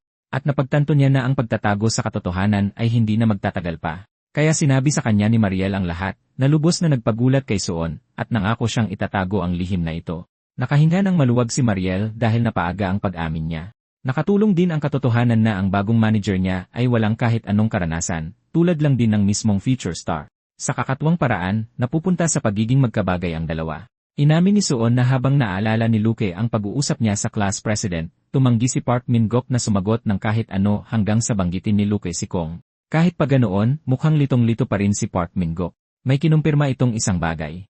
Umaatake siya na parang isang ordinaryong tao, walang kamalay-malay sa malahalimaw na kapangyarihang nagtatago sa sarili niyang mga atake. Dahil sa mga kakaibang tanong, naging hindi mapalagay si Park Min-wook at doon na nagtapos ang pag-uusap. Patuloy na iniisip ni Luke ang enerhiya sa likod ng ataking iyon dahil parang pamilyar ito.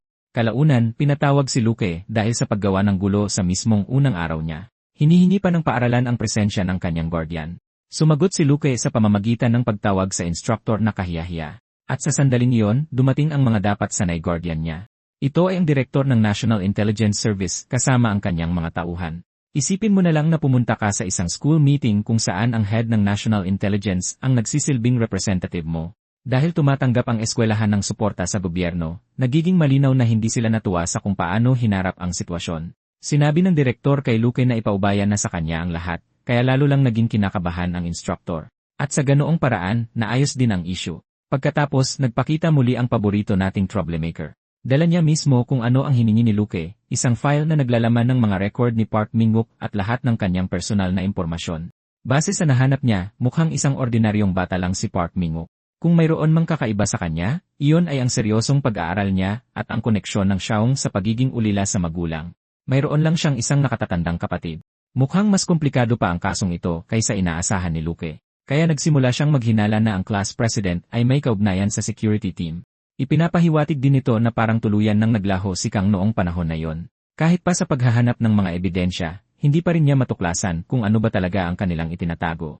Kinalaunan, umuwi si Park Min-wook at naabutan ang kanyang kapatid na nagtanong kung may nangyari ba sa paaralan. Noong una, hindi siya pinansin ni Park Min-wook at nagpatuloy lang sa paglalakad.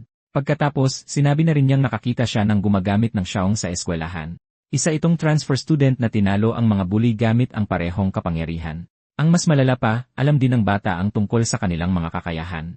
Tinanong ng kanyang kapatid kung ano ang itsura ng taong iyon. Kaya inilarawan ni Park Min-wook si Luke bilang isang matangkad na lalaki na may mahabang buhok. At sa kanyang gulat, biglang naglaho ang kanyang kapatid mismo sa kanyang paningin. Agad pagkatapos, nag-report siya sa boss na nahanap na niya ang taong kanina pa nila hinahanap.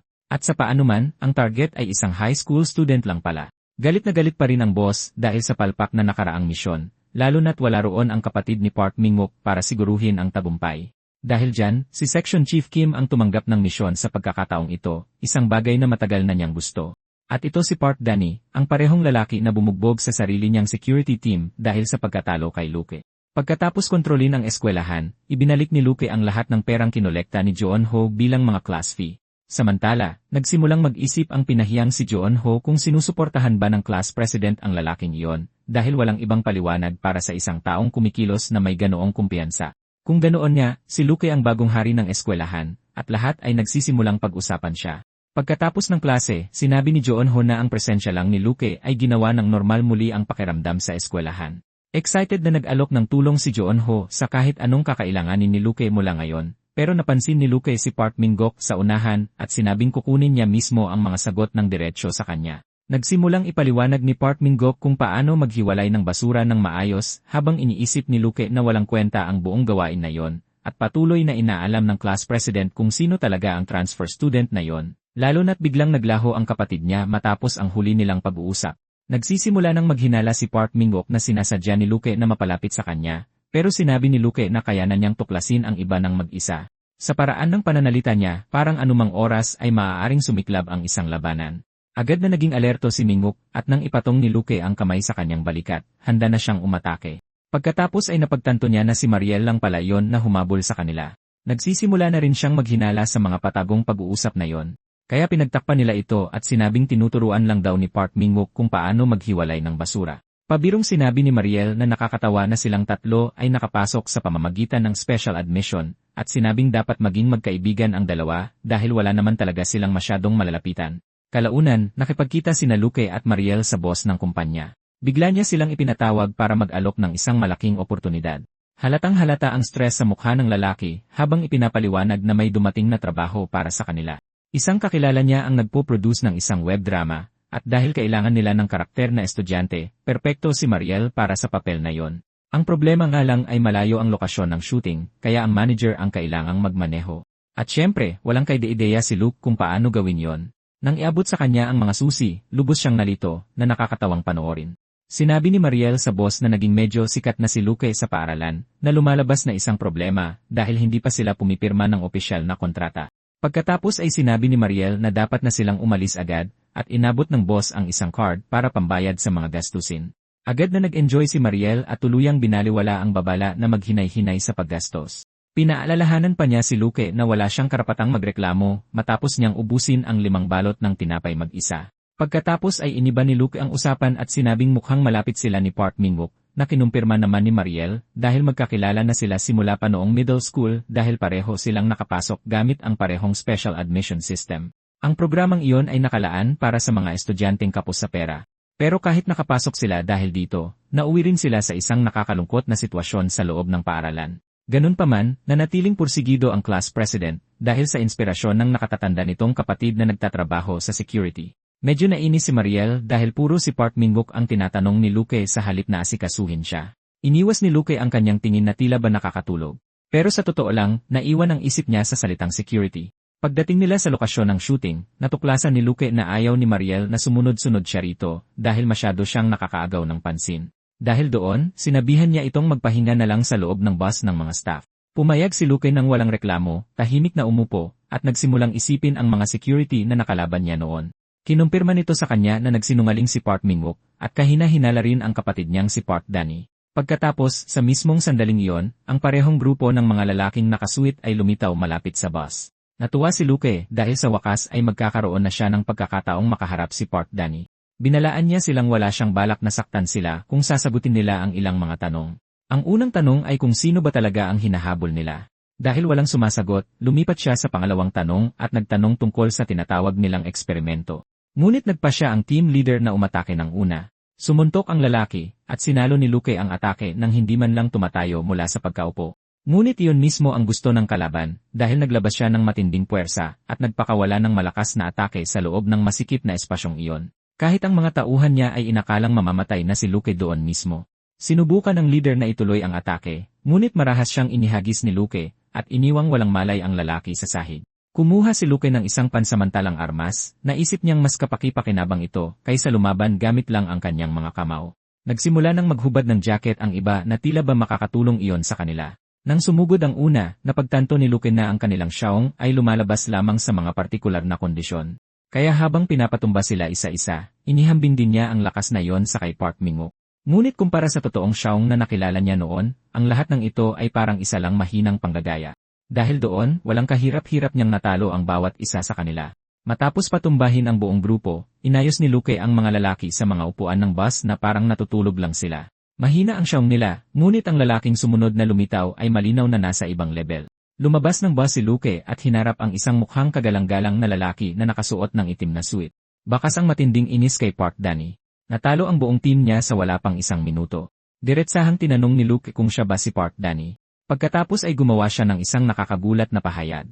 Ipinagmalaki niyang siya ang ninuno ng pamilya Park. Pagkarinig nito, hindi napigilan ni Park Danny na humalakhak ng malakas. Para sa kanya, isa itong kabaliwan. Binanggit ni Luke ang nakababata niyang kapatid na si Park Minguk, at agad namang sinubukan ni Park Danny na durugin ang kanyang ulo gamit ang isang bakal na tubo. Pagkatapos lang umatake saka siya nagtanong kung sino ba talaga si Luke. Hinawakan ni Luke ang tubo at nagtanong kung gusto ba talaga ni Park Danny na malaman ang katotohanan, lalo pat pareho lang naman sila ng sagot na hinahanap. Nagpa siya ang dalawa na tapusin ang usapan sa ibang lugar, kaya nagtungo sila sa isang walang taong parke. Pagdating nila, tuluyan ng sineryoso ni Park Danny ang sitwasyon at naglabas ng napakalakas na enerhiya ng Chai. Gusto niya ng mga sagot ngunit nilinaw niyang makikinig lang siya kay Luke kung matatalo muna siya nito. Pareho nilang hinahanap ang katotohanan, kaya mapupunta sa panalo ang lahat habang mapipilitan namang magsalita ang matatalo. Pagod na sa pagmamaliit sa kanya, unang umatake si Park Danny. Tumama ang atake kay Luke at napaatras siya. Nagulat si Park Danny dahil nakasabay si Luke sa bilis niya at kinilala pa ito, pero hindi pa siya tapos. Ginamit ang mga pader bilang suporta, tumalon siya pataas at bumagsak ng isang mapangwasak na sipa mula sa himpapawid, ngunit napagtanto lang niya na nababasa ng kanyang kalaban ang bawat galaw niya. Sa unang pagkakataon, nagsimula siyang maghinala na nakaharap siya ng isang taong higit pa sa ordinaryo. Kahit hindi alam kung sino talaga si Luke, nararamdaman na ni Park Danny na maaaring mas malakas ang lalaking ito kaysa sa kanya. Dahil napagtanto niyang hindi na niya maaaring pigilan pa ang sarili, inilabas ni Park Danny ang lahat ng kanyang Xiaong. Pagkatapos ay gumawa siya ng isang postura na nagpagulat kay Luke. Iyon ang Silent Tiger Fist Technique. Kahit habang sinasangga ito, naramdaman ni Luke ang matinding puwersa na nagawa ng atake. Pagkatapos niyon ay sumunod ang pangalawang atake. Muling lumitaw si Park Danny sa napakabilis na paraan at sinubukang patamain ang pangatlong suntok. Umiwas si Luke, ngunit ang puwersa ng mismong teknike ay sapat na para wasakin ang mga puno sa paligid ng parke. Sa pagpasok sa ika-4 na bahagi ng atake, sinubukan ni Park Danny na tapusin ang lahat gamit ang isang huli at mapagpasyang tira. Ngunit sa sandaling umatake siya, biglang naglaho si Luke. Ang Silent Tiger Fist ay nangangailangan ng isang mahalagang elemento upang gumana ng perpekto, at ipinakita ni Luke kung ano mismo ang kulang. Kumpletong katahimikan, itinatago ang kanyang presensya tulad ng isang mandaragit na binabantayan ang kanyang biktima. Pinuna niya kung gaano kapalya ang paggamit ni Park Danny ng Xiaong at pinatunayang kaya niya sanang tapusin ang laban agad-agad. Sa unang galaw pa lang ng ganti ni Luke ay tumilapon na si Park Danny at nabiyak ang lupa sa tindi ng pagbagsak. Sa sandaling iyon, naging malinaw ang agwat sa pagitan nilang dalawa. Saka ibinunyag ni Luke na hindi pa nga niya ginamit ang buong atake ng teknik. Kalaunan, nagulat si Mariel nang malaman niyang babalik sila gamit ang isang pribadong kotse imbes na ang bus ng mga staff. Wala siyang kaide-ideya sa kung ano ang nangyari. Kinabukasan ng umaga, ginising ni Luke si Park Danny ng isang sampal. Nasa bahay na sila ng magkapatid ngayon, ngunit hindi pa rin nakakabalik si Park Minguk. Hindi man lang maalala ni Park Danny kung kailan siya nawalan ng malay, pero determinado pa rin siyang tuparin ang kanyang pangako at sagutin ang anumang itanong sa kanya. Sinabi ni Luke na may ilang bagay na siyang natuklasan ng mag-isa. Ang una ay hindi likas sa katawan ni Park Danny ang magkaroon ng Xiaong. Dahilan ito para pagdudahan ni Luke kung saan nanggagaling ang kapangyarihan hanggang sa may nahanap siya sa loob ng bahay. Mga itinatagong tableta. Hindi ito katulad ng mga tableta noon, pero pareho lang ang epekto nito. Ang layunin ng mga drogang ito ay puwersahin ang Xiaong sa katawan, na nagpapaliwanag kung bakit parehong nakakagamit nito ang magkapatid. Napagtanto rin ni Luke na walang alam ang dalawa sa pinakamahalagang detalye tungkol sa mga tabletang iyon. Dahilan ito para magalit si Park Danny at mariin siyang humingi ng direktang paliwanag. Walang pag-aatubiling sumagot si Luke.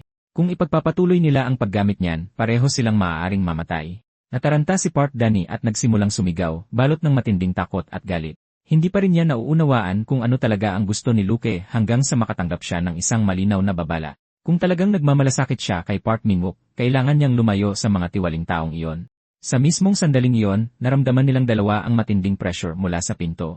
Ito ay higit pa sa kahit anong naranasan nila noon, kaya naman lubos na nanginig sa takot si Park Danny. Samantala, ilang reporter ang naghihintay na ma-interview ang sikat na bituing si Lira. Gulat na gulat si Lira na makita si Lira sa lugar na yon. Magalang siyang bumati rito, at nagkomento naman itong mukhang nasa maayos siyang kalagayan.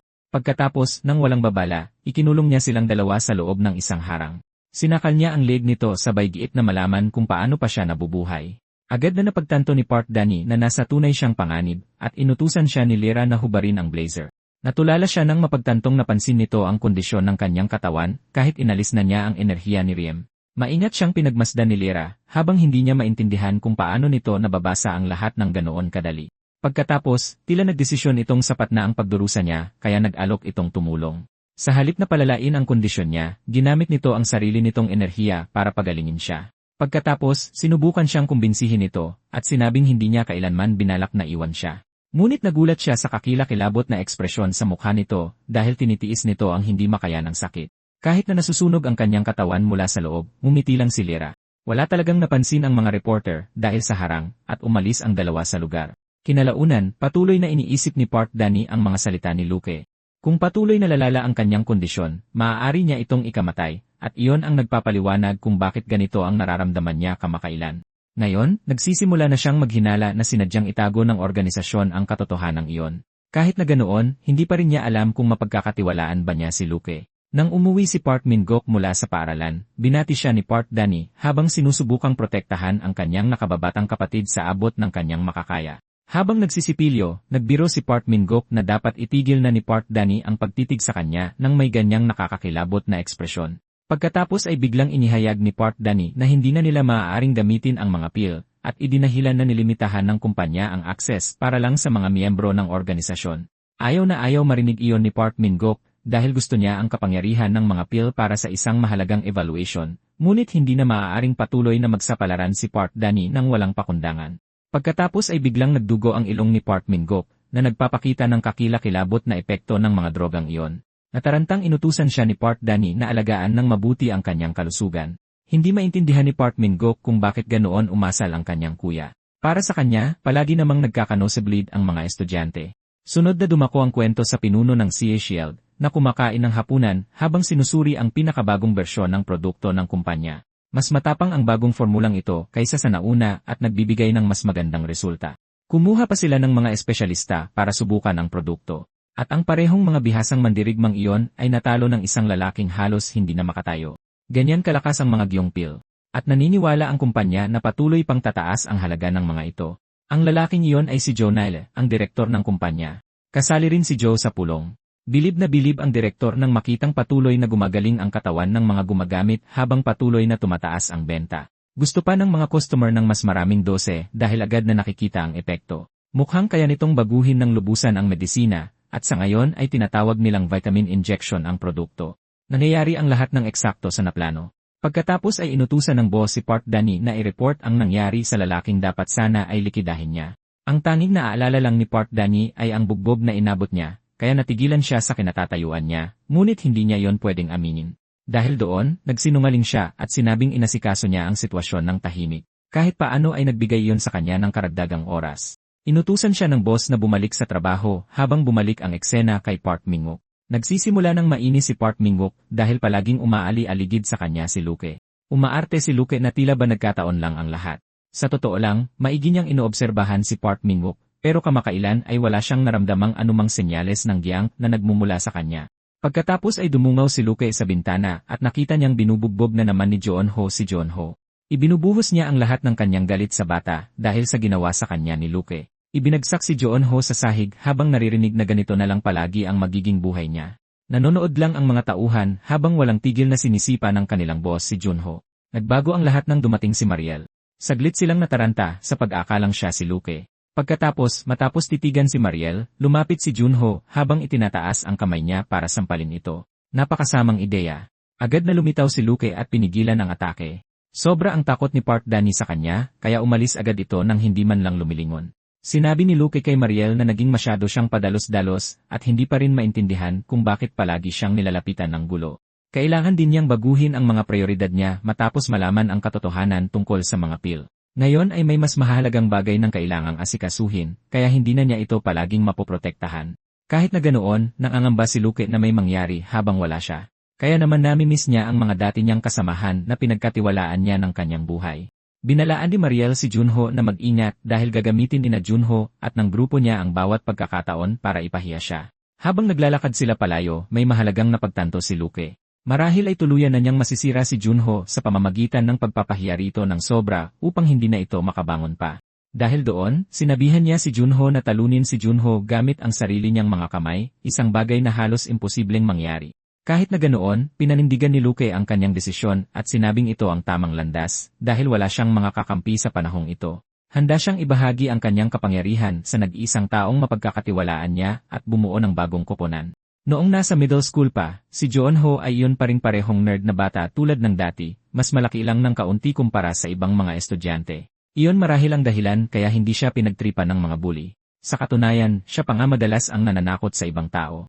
Isang araw, sinampal ng isang bata ang mataba niyang kaibigan at ninakaw ang kanyang handheld game console at ayaw itong ibalik. Pinukaw pa ng pasaway na iyon ang galit ni Junho sa harap ng lahat at sinabing lumaban siya kung gusto niya itong maibalik. Sa mga sumunod na araw, nagsimulang maghanda si Junho para sa pinakaunang seryosong laban ng kanyang buhay. Alam niyang manonood ang buong paaralan, at mukhang kalmado ang lahat hanggang sa tuluyan nang nagsimula ang laban. Pagkatapos ay nakatanggap siya ng malakas na uppercut sa baba, kaya tumalsik ang kanyang salamin. Nayanig siya ng husto sa suntok na yon, kaya halos hindi na siya makatayo. Kahit paano, nagawa niyang panatilihin ang kanyang balanse, pero sa loob-loob niya ay sumuko na siya. Sinira ng pinakaunang suntok na iyon ang buong kumpiyansa niya at naging dahilan para tuluyang manigas ang kanyang katawan. Sobra siyang tinamaan ng takot kaya halos hindi siya makahinga. Agad na nagsimulang magtawanan ang ibang mga bata. Para sa kanila, mukha siyang naglalakad na katatawanan. Kahit hanggang ngayon, naniniwala si Junho na naapektuhan siya ng sobra ng araw na iyon, kaya marahil iyon ang naging dahilan ng pagtigil ng kanyang paglaki. Bumalik sa kasalukuyan, nagising siyang lubos na nalilito. Pinaliwanag ni Dula na hinimatay siya. Sinabi ni Luke na binuksan niya ang isa sa mga strong point ni Junho. Nagtanong si Junho kung para ba itong mga teknike mula sa murang martial arts mga na binabasa niya. Inamin ni Dula na hindi rin talaga niya iyon naiintindihan, pero sinabi niyang sa paanuman ay ginawa siyang mas malakas ni Luke. Ngumiti lang si Luke at sinabing may sapat na siyang lakas para tumalo ng 100 lalaki. Agad na naniwala si Junho at sinabing nararamdaman niyang dumadaloy ang enerhiya sa kanyang katawan. Kinalaunan ng gabing iyon, nainis si Doola dahil sinundan siya ni Luke hanggang sa kanilang bahay, ngunit kalmado itong sumagot na alis lang siya kapag nasiguro niyang ligtas siya. Pagkatapos ay nagtanong siya kung saan ito tumutuloy, at nang malamang malayo ito mula roon, nagdesisyon siyang ihatid ito pabalik. Sa daan, ibinili niya ito ng ice cream. Pagkatapos ng isang kagat, namangha si Luke sa perpektong panghimagas na hindi pa niya natikman noon. Habang in-enjoy niya ang ice cream, bigla siyang nagtanong kung may tinatago ba ito. Sa paraan ng kanyang pagsasalita at ang lahat tungkol sa Xiaong ay nagmumukhang nanggaling ito sa ibang panahon. Muntik na niyang malaman ang katotohanan. Ngunit bago siya makapagpatuloy, sumigaw ang isang matandang babae na hindi dapat naglalakad sa labas ang mga batang babae ng ganoong kalalim na ang gabi. Agad na lumingon si Luke at halos atakihin sa puso ang ginang nang mapagtanto nitong isa pala siyang lalaki. Naiinis siyang tinawag itong pangit dahil sa mahaba nitong buhok. Hindi pinansin ni Luke ang pang-insulto at nakaramdam ng kakaiba sa loob ng bag ng babae. Pagkatapos ay magalang niyang hininging makita ang bag, na lalo lang nagpakaduda-duda sa kanya. Nagpanik ang babae at nagsimulang sumigaw ng tulong. Nagmadaling pumagit na si Dula bago pa lumala ang sitwasyon. Bago pa siya makapagpaliwanag, hinablot ng babae ang bag at tumakbo palayo na parang may itinatago. Tinanong ni Dula kung bakit niya tinakot ng ganoon ang babae. Tahimik siyang sumagot na may dalang mapanganib ang babae. Matapos tingnan ang drogang nakatago sa likod niya, nabigla si Luke kung gaano na ito kalaganap. Samantala, nakaupo si Junho sa kanyang kwarto, iniisip kung kaya na ba talaga niyang harapin ang mga bully ngayon. Pagkatapos ay sinukat niya ang kanyang taas, na hindi na nagbago simula noong 8 taong gulang siya. Nang mapagtantong pareho pa rin siya, kinumbinsi ni Junho ang sarili na hindi siya mananalo. Sa kaloob-looban niya, siya pa rin ang takot na batang iyon. Kinaumagahan, nagulat si Doola nang makitang maagang dumating si Luke sa paaralan. Ang pinaka-nakakuha ng atensyon niya ay ang bago nitong gupit, at tumawa siya habang nagtatanong kung nagbago ba ito dahil sa usapan nila noong nakaraang gabi. Sumagot siya, hindi. Umiinit na kasi ang panahon.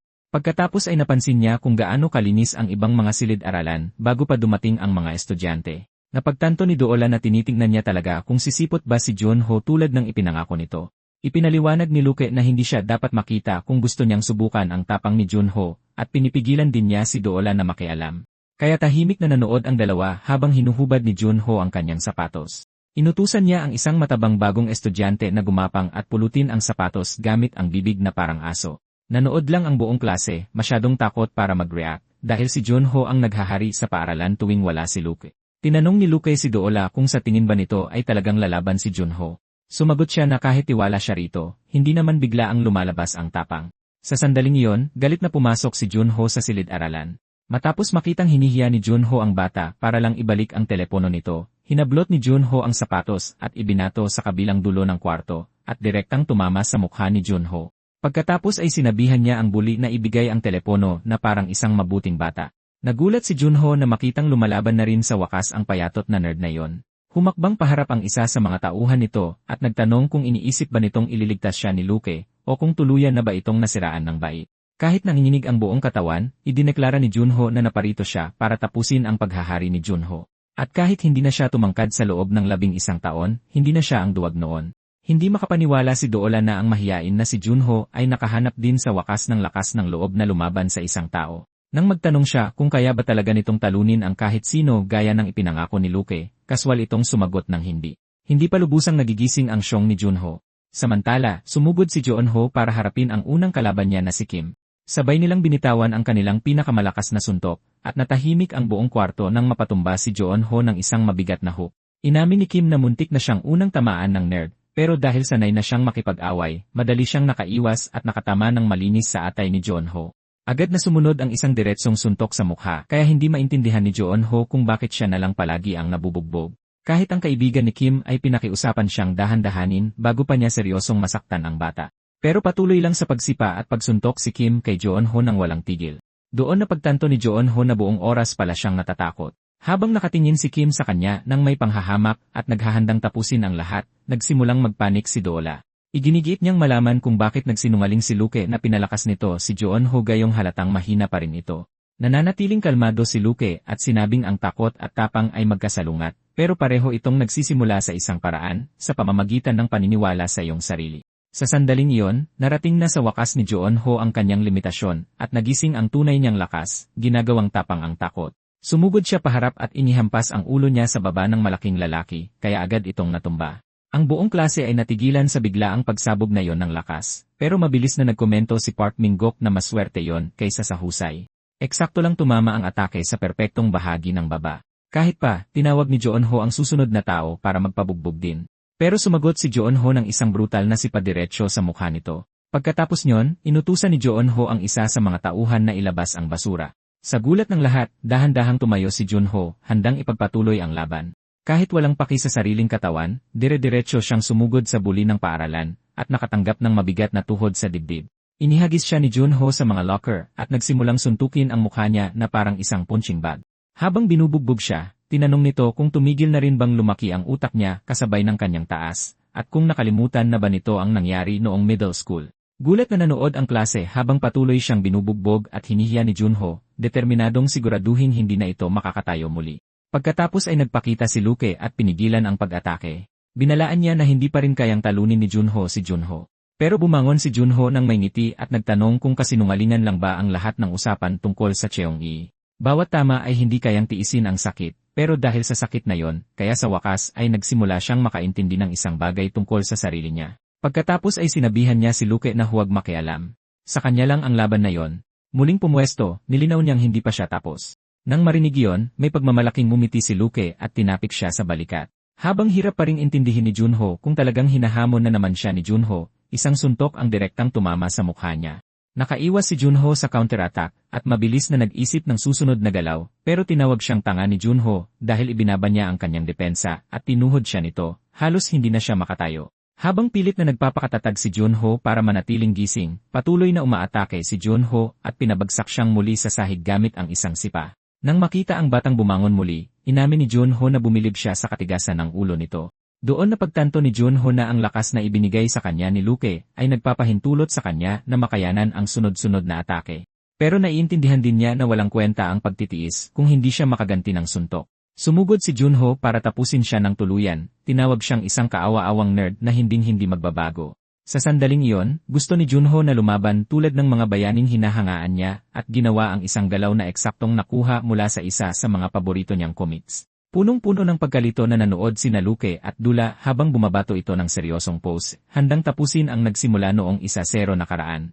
Sumigaw si Junho na binali ng nerd ang ilong niya, pero agad pagkatapos noon, nagsimula siyang gulpihin ng mga ataking parang galing mismo sa isang action series. Para tapusin ito, hinawakan ni Junho si Junho sa ulo at inihampas siya sa lupa.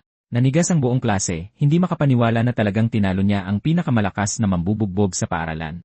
At sa unang pagkakataon, naintindihan ni Junho na palaging nasa loob niya ang lakas. Ang kulang lang sa kanya ay tiwala sa sarili. Pagkatapos, umakyat si Junho sa rooftop habang hawak pa rin ang sugatan niyang mukha. Lumingalinga siya at hinanap kung sino ang tumawag sa kanya roon. Pagkatapos ay pinutol ng isang boses mula sa itaas ang kanyang pag-isip. Nang iangat niya ang kanyang ulo, nakita niya si Luke at agad itong tinawag na master. Nagtatanong si Luke kung bakit, sobrang nalilito. Pero sumagot si Junho na tama lang iyon, at doon din ay nagdesisyong susundin niya ito. Tumalon si Luke pababa at nagsimulang umikot sa kanya, sinusuri ang bawat detalye. Nagkomento siya na ang ginamit ni Junho kanina ay kahawig ng Jeong, pero ngayon naniniwala siyang iba yon. Ipinaliwanag ni Junho na kinopya lang niya ang isang galaw mula sa isang murang manhwa. Nagbiro si Luke na yon na ang modernong katumbas ng mga lumang nobela ng martial arts. Nagtanong si Junho kung pansamantala lang ba siyang binigyan ng master ng lakas dahil nararamdaman na niyang nawawala ang kapangyarihan. Pagkatapos makita ang dismayadong mukha nito, tinanong ni Luke kung bakit mukha siyang sobrang malungkot matapos talunin ang bully. Dapat masaya siya. Pero inamin ni Junho na gusto niya ang lakas na yon habang buhay. Sumagot si Luke na mangyayari yon basta tutulungan siya nito. Agad na lumaki ang mga mata ni Junho. Halos hindi siya makapaniwala sa narinig niya.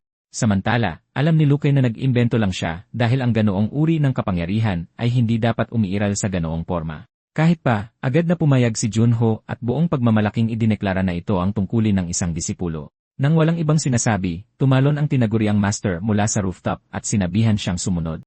Sumagot si Junho, hindi ko kayang gawin yan. Pagkatapos ay tumakbo siya papunta sa hagdan, kumbinsidong ang pagsasanay na ito ay magiging isang impyerno. Kinaumagahan, naghanda si Park Danny ng almusal at isinigaw sa kanyang kapatid na gumising na. Wala man lang naging tugon si Park Minguk. Sa inis ni Park Danny, nagreklamo siyang para siyang nagpapalaki ng bata, bago hinablot ang kumot at nanigas sa gulat. Dahil sa desperasyon, agad siyang tumawag kay Luke para ipaliwanag ang buong sitwasyon at sinabing susundin niya ang lahat ng iutos nito. Mayroon na rin si Park Minguk ng kaparehong isinumpang marka tulad ng kay Lyra. Napakalala ng kondisyon niya kaya hindi man lang siya magising. Basang-basa ng pawis ang buong katawan niya. Dahil wala nang malapitan, nagmakaawa si Park Danny at sinabing si Park Minguk na lang ang natitira niyang pamilya. Binigyan siya ni Luke ng numerong tatawagan at nangakong gagawin ang lahat ng kanyang makakaya. Habang nakikipag-usap sa telepono, ginupit ni Luke ang kanyang buhok dahil napagtanto niyang hindi na babagay ang mahabang buhok sa panahong ito. Pagkatapos ng tawag, nakatanggap si Junho, ang doktor ng Sea Shield, ng tawag mula kay Presidente Yaong. Ipinaliwanag ni Junho na nagkaproblema sa paghawak kay Mariel, at itinanong ni Yaong kung siya rin ba ang babaeng nabanggit niya sa kanyang anak. Nang sandaling iyon, sinabihan siya ng anak ng presidente na bumalik na sa paglalaro ng golf. Ganoon pa man, nanatili siyang nasa linya habang pumapalo, at nalaman ng doktor na nagsinungaling si Park Danny nang sabihin nitong naayos na niya ang problema sa babae. Dahil dito, napagpasyahan ni Yaong na personal na asikasuhin ang sitwasyon ngayon. Hindi nagtagal, iniulat ng lalaking may pulang buhok na handa na ang bagong batch na naglalaman ng 100,000 ampaul at nagsimula na itong ipamahagi. Ipinaliwanag niya na nagdudulot ng matinding adiksyon ang mga ampaul, kaya ganoon kabilis itong kumalat. Ang layunin ngayon ay maipamahagi ang mga ito sa buong mundo. Samantala, dumating si Park Danny sa Yaong Gym. Naramdaman niyang may tao sa paligid at nagsimula siyang lumingalinga. Ngunit biglang sumulpot si Lyra na halos ikamatay niya sa gulat. Dahil sa gulat, tinanong ni Park Danny kung siya ba ang tinawagan ni Luke at kung makakatulong ba talaga siya. Sumagot si Lyra sa pamamagitan ng pagiging seryoso at pagpapalabas ng kanyang tiyay.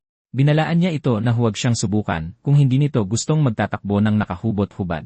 Agad na naniga si Park Danny. Kahit siya ay kaya ring gumamit ng Shaung, kaya ngayon ay nagsisimula na siyang magduda kung sino ba talaga ang mga taong ito. Hinawakan ni Junho ang kwelyo nito para suriin ang isinumpang marka, ngunit tumigil matapos makaramdam ng pamilyar na enerhiya. Mabilis na tinabig ni Park Danny ang kanyang kamay. Pagkatapos ay itinanong niya kung kailan darating si Luke dahil sinabi nitong may kailangan pa siyang tapusin.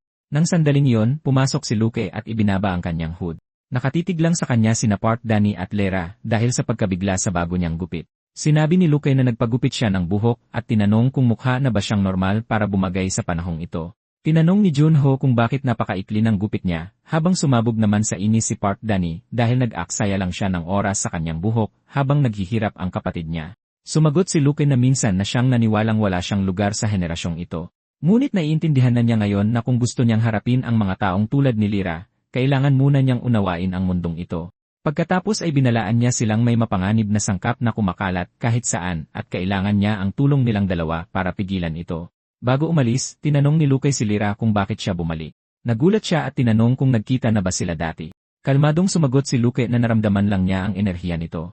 Gaya ng dati, sumingit na naman si Park Danny at nagtanong kung alam ba niya kaninong enerhiya yon, ngunit binaliwala siya ni Luke at sinabihan silang dalawa na kumilos na. Sinabi ni Park Danny na ang tanging pakialam lang niya ngayon ay ang iligtas ang kapatid niya.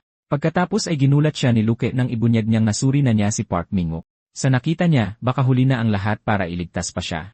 Ipinaliwanag din niya na may ibang sangkap na inihalo sa orihinal na sumpa. Tinanong ni Park Danny kung ibang uri ba ng ampawl ang naging sanhi nito, at sumagot si Luke na kailangan nilang alamin kung ano talaga ang nasa loob ng bagong formula, bago pa maging huli ang lahat. Sa huli, inamin ni Park Danny na may narinig siyang mga bali-balita tungkol sa paggawa ng maramihang bagong ampawl. Mas malakas ang epekto, ngunit mas matindi ang panganib na dala nito. Itinanong niyang maililigtas ba nito si Park Minguk, at napagtanto ni Luke na nagsisimula na itong magduda, kaya sinabi niyang walang kahit anong ospital sa mundo ang makakapagligtas sa kapatid nito. Para pakalmahin ang takot niya, hinawakan ni Luke ang isinumpang marka, at agad na bumalik sa normal ang nasirang balat. Nagpasalamat si Park Danny, kumbinsido na maililigtas pa rin ang kapatid niya, kaya umupo silang tatlo para gumawa ng plano. Tinanong ni Lyra kung alam ni Luke saan mahahanap ang bagong ampawl. Sumagot siyang napakahirap hanapin ang ganitong impormasyon, at ang mga nagkalat na kargamento lamang ang pwedeng mag-iwan ng bakas. Nang imungkahi ni Lyra na direktang atakehin ang mga pinuno ng organisasyon, naglabas ng ampawl si Luke mula sa kanyang bulsa, at sinabing iyon talaga ang dapat nilang sirain. Ipinaliwanag niya na ang mga pinuno ay baka mga tauhan lamang na nagsisilbi sa mas makapangyarihang tao. Sumang-ayon si Park Danny na masyado pang maaga para sa isang direktang pag-atake, at sinabing susubukan niyang mangalap ng impormasyon sa pamamagitan ng pagpasok sa loob mismo ng organisasyon. Halatang hindi nagustuhan ni Lyra ang naisip na ito. Pagkatapos ay ibinunyag ni Park Danny na may mahalagang bagay pa siyang hindi nasasabi sa kanila. Napaka-imposible ng kanyang inihayag na kahit si Luke ay nabigla at halos hindi ito mapaniwalaan. Kinabukasan, nainis ang guro matapos mapansing hindi bumati ang klase ng gaya ng nakasanayan tuwing umaga kaya hinanap niya ang presidente ng klase. Sumagot ang isa sa mga mag-aaral na absent daw ang presidente. Ikinagulat iyon ng lahat dahil hindi kailanman lumiliban si Park Minguk. Absent din si Joon-ho, kaya nagkomento si Joon-ho na baka masyado itong nahihiya para pumasok matapos ang nangyari kahapon. Kinalaunan, sa rooftop, galit na pumasok si Doola at nagtanong kung may inililihim ba si Luke tungkol kay Park Minguk dahil hindi ito kailanman nananatili lang sa bahay. Kahit noong may sakit siya. Kalmadong sumagot si Luke na wala siyang alam pero tinawag siya nitong sinungaling. Pagkatapos ay tinanong niya kung nag-aalala ba ito at sinabing mas maaga pa sa inaakala niya ang pagbabalik ni Park Minguk. Noong huling suriin ni Luke si Park Minguk, ginamit niya ang Jungkook para patatagin ang kondisyon nito. Napatigil noon ang paglala nito pero hindi sapat para magising siya at alam ni Luke na maaari itong manatiling natutulog ng ilang buwan. Dahil dito, nang sabihin ni Luke na malapit nang bumalik si Park Minguk, nagsimulang magduda si Joon-ho at sinubukang pilitin siyang sumagot. Nang sandaling iyon, naramdaman ni Luke na may papalapit at mabilis nitong tinakpan ang bibig niya habang nagbababalang may paparating. Bumukas ang pinto at pumasok si Sion na hinahanap si Mariel. Sinabihan ni Mariel si Luke na kumalma lang dahil nasabi na niya kay Sion ang lahat. Agad siyang naging seryoso at tinanong kung ano eksakto ang sinabi niya. Niyakap ni Mariel si Sion at sinabing matalik silang magkaibigan, kaya natural lang na ibahagi niya yon. Matapos iyon, dahan-dahan niyang itinulak papunta sa harap si Sion at sinabihan siyang bumati ng maayos kay Luke, dahil iyon ang unang beses na formal silang magkikita ng ganoon. Namula si Sion, at nang lumapit si Luke para kausapin siya, bumalik ang kwento sa sandaling ibinunyag ni Park Danny ang nakakagulat na impormasyon. Ipinaliwanag niya na ang tunay na target ng boss niya ay sina Luke at Doola, kahit na si Park Danny mismo ang unang namarkahan at sinubukan niya itong pigilan sa pamamagitan ng pagpapadala ng pekeng ulat. Tinanong ni Luke kung sino ba talaga ang kanyang boss at kung naging target din ba ng organisasyon si Park Danny. Sumagot si Park Dan na hindi siya sigurado, pero may utang na loob ang boss sa isang tao at hindi ito makatanggi, kahit pa ilagay nito ang iba sa panganib. Alam niya kung gaano iyon kapangit pakinggan. Sa kasalukuyan, naglakad papalapit si Luke kay Si-e at may ibinulong sa kanyang tainga. Agad na nawala ang kaba niya at napalitan ng matinding gulat, at iginiit ni Park Dan na malaman kung ano ang kanyang sinabi. Ngunit sa halip na sumagot, tumakbo ng mabilis si Si-e na parabang nakasalalay rito ang buhay niya. Pagkatapos nyon, lumitaw si Unai. Agad tinanong ni Luke kung may nadiskubre ba siya tungkol sa boss na binanggit ni Park Dan. Gusto niyang malaman kung Choi ba ang apelyido ng lalaki. Nang kumpirmahin ito ni Lyra, nagulat siya nang mapagtantong alam na ito ni Luke. Agad na naging seryoso ang mukha ni Luke. Pagkatapos ay tinanong siya ni Lyra kung naaalala pa ba nito si Yaong noon. Tumango si Luke at sinabing kilalang kilala niya ang halimaw na yon. Nagsilbi si Yaong kay Lyra noon nang siya ay si Okan pa. Ipinagpatuloy ni Lyra ang kanyang ulat at ibinunyag na ang mismong nilalang na iyon ay isa ng presidente na nagngangalang Yaong sa panahong ito. Lumipat ang eksena kay Yaong na nagpapahinga habang kumukulo ang sikmura niya nang sigawan niya ang kanyang mga tauhan na dalhan siya ng pagkain bago pa maubos ang kanyang pasensya. Pauwi, hindi na napigilan ni Mariel ang sarili at tinanong si Luke kung ano ang sinabi nito kay Suon para tumakbo siya ng ganoon. Sumagot siya na malamang hindi ito maniniwala sa kanya pero nagpumilit pa rin ito. Kaya sa huli, ibinunyag niya na ang lahat ng pambubuli na naranasan niya ay nangyari nang dahil kay Suon. Nawalan ng imik si Park Dan. Noong una, nagduda siya rito, pero unti-unti niyang napagtanto na tama siya, at matinding tumama sa kanya ang katotohanan. Naglakad siya ng mag-isa, masyadong nanghihina para itago ang nararamdaman, at sinabing magpapatuloy na lang siyang mag-isa mula ngayon. Naalala ni Park Dan noong nakaupo siyang mag-isa sa hagdan ng eskwelahan. Iyon ang sandaling tinawag ni Sion ang pangalan niya sa unang pagkakataon at nagtanong kung pwede silang maging magkaibigan. Nagbabala si Doola na walang mapapala sa paglapit sa kanya, pero sumagot si Sion na gusto lang niyang maging masaya silang dalawa. Noon, mukhang totoo talaga yon. Habang bumabalik ang mga alaala, binalikan ni Doola ang maliliit na sandaling pinagsaluhan nila, sabay na kumakain ng tanghalian, bumibili ng mga damit, at masayang kumakanta sa karaoke. Pagkatapos, bumalik si Sion sa realidad at napagtanto kung gaano na siya kalayo sa kung anong mayroon sila noon. Habang umaakyat sa hagdan si Celera, naalala niya ang sinabi ni Luke kung gaano nito kinasusuklaman si Dula, kaya nakaramdam siya ng hiya at tinakpan ng kamay ang bahagi ng kanyang mukha. Napaisip siya kung paano nagkagulo-gulo ang buhay niya at palihim silang isinumpalahat. Sa ibang lugar, pinag-usapan ni Junho at Yaong ang susunod nilang hakbang. Naudlot ang pag-uusap nila dahil kay Jonghwa. Hiniling ni Yaong kay Junho na iwan muna sila sandali at humingi ng tawad sa kanyang anak sa nangyari. Sinabihan niya itong huwag mag-alala. Inaayos na ni Junho ang lahat at sa huli, magiging maayos din ang mga bagay-bagay. Pagbalik sa taguan, sinabi ni Park Dan na wala na silang gaanong oras dahil malamang nagsimula ng kumalat ang bagong droga. Dahil hindi nakatanggap ang team niya ng utos na bantayan ang mga delivery, naisip niya na may nagsimula ng maghinala sa kanila. Kahit na ganoon, sinabi niya na makukuha pa rin nila ang mga pildoras. Hindi lahat ng Park Dan ay umaasa sa mga tagapamagitan. Palihim na nangyayari ang ilang transaksyon, tulad ng bentahan ng droga sa mga kalye. Mukhang naguguluhan si Lyra, kaya nagtanong si Luke kung paano gumagana ang mga iligal na bentahang iyon. Ipinaliwanag ni Park Dan na madalas nilang gamitin ang SMS at Telegram. Nang tumitig ang dalawa sa kanya nang walang naintindihan, ipinaliwanag niya na isang phone app ang Telegram, pero mukhang litong-lito pa rin sila. Dahil doon ay nawalan ng pasensya si Park Dan, at sinabihan siya ni Lyra na magsimulang magpaliwanag mula sa umpisa. Sa halip, sinabi niyang kailangan nila ng taong nakakaintindi talaga sa ganoong bagay, at agad na nalaman ni Luke kung sino ang tinutukoy niya. May nag-post na dealer sa isang Telegram group tungkol sa isang bagong pildoras at tinawag itong vitamin injection. Mabilis na sumagot si Lyra na gusto niyang bumili, at sinabihan siya ng dealer na maghintay sa huling hintuan ng airline. Pagkatapos, tahimik na umupo si Lyra, paulit-ulit na sinasabi sa sarili na ang tanging papel niya ay siguraduhing maging ligtas ang transaksyon. Naalala niya ang sinabi ni Luke na lilitaw ito pagkatapos ng palitan, pero kinakabahan pa rin siya dahil mapanganib ang mga taong iyon. Habang papalapit ang sandali, lalo siyang kinakabahan. Sa kanang palapit na ang tren sa huling istasyon, bigla siyang nakaramdam ng gustong gumamit ng banyo. Mag-isa sa loob ng bago ng tren, naghintay si Junho at nag-isip kung nasaan na ang dealer. Biglang bumukas ang pinto at pumasok ang isa sa mga tauhan at sinabihan siyang lumapit. Sa pag-akalang ang lalaking iyon ang nagbebenta, napansin ni Junho na hindi man lang siya makatingin ng diretsyo rito. Sinubukang manatiling kalmado, naglakad siya para iabot ang pera. Pero umatras ang siga sa huling sandali para sagutin ang isang tawag sa telepono.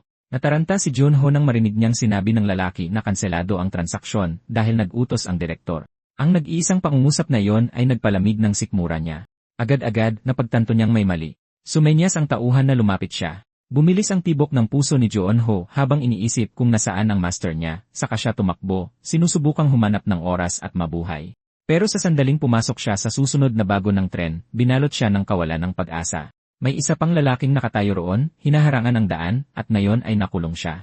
Pagkatapos ay binasag ng isang pamilyar na boses ang katahimikan, at natigilan si Joon-ho. Si Park Dan-yeon, na kalmadong sinasabi na nasa panig niya siya.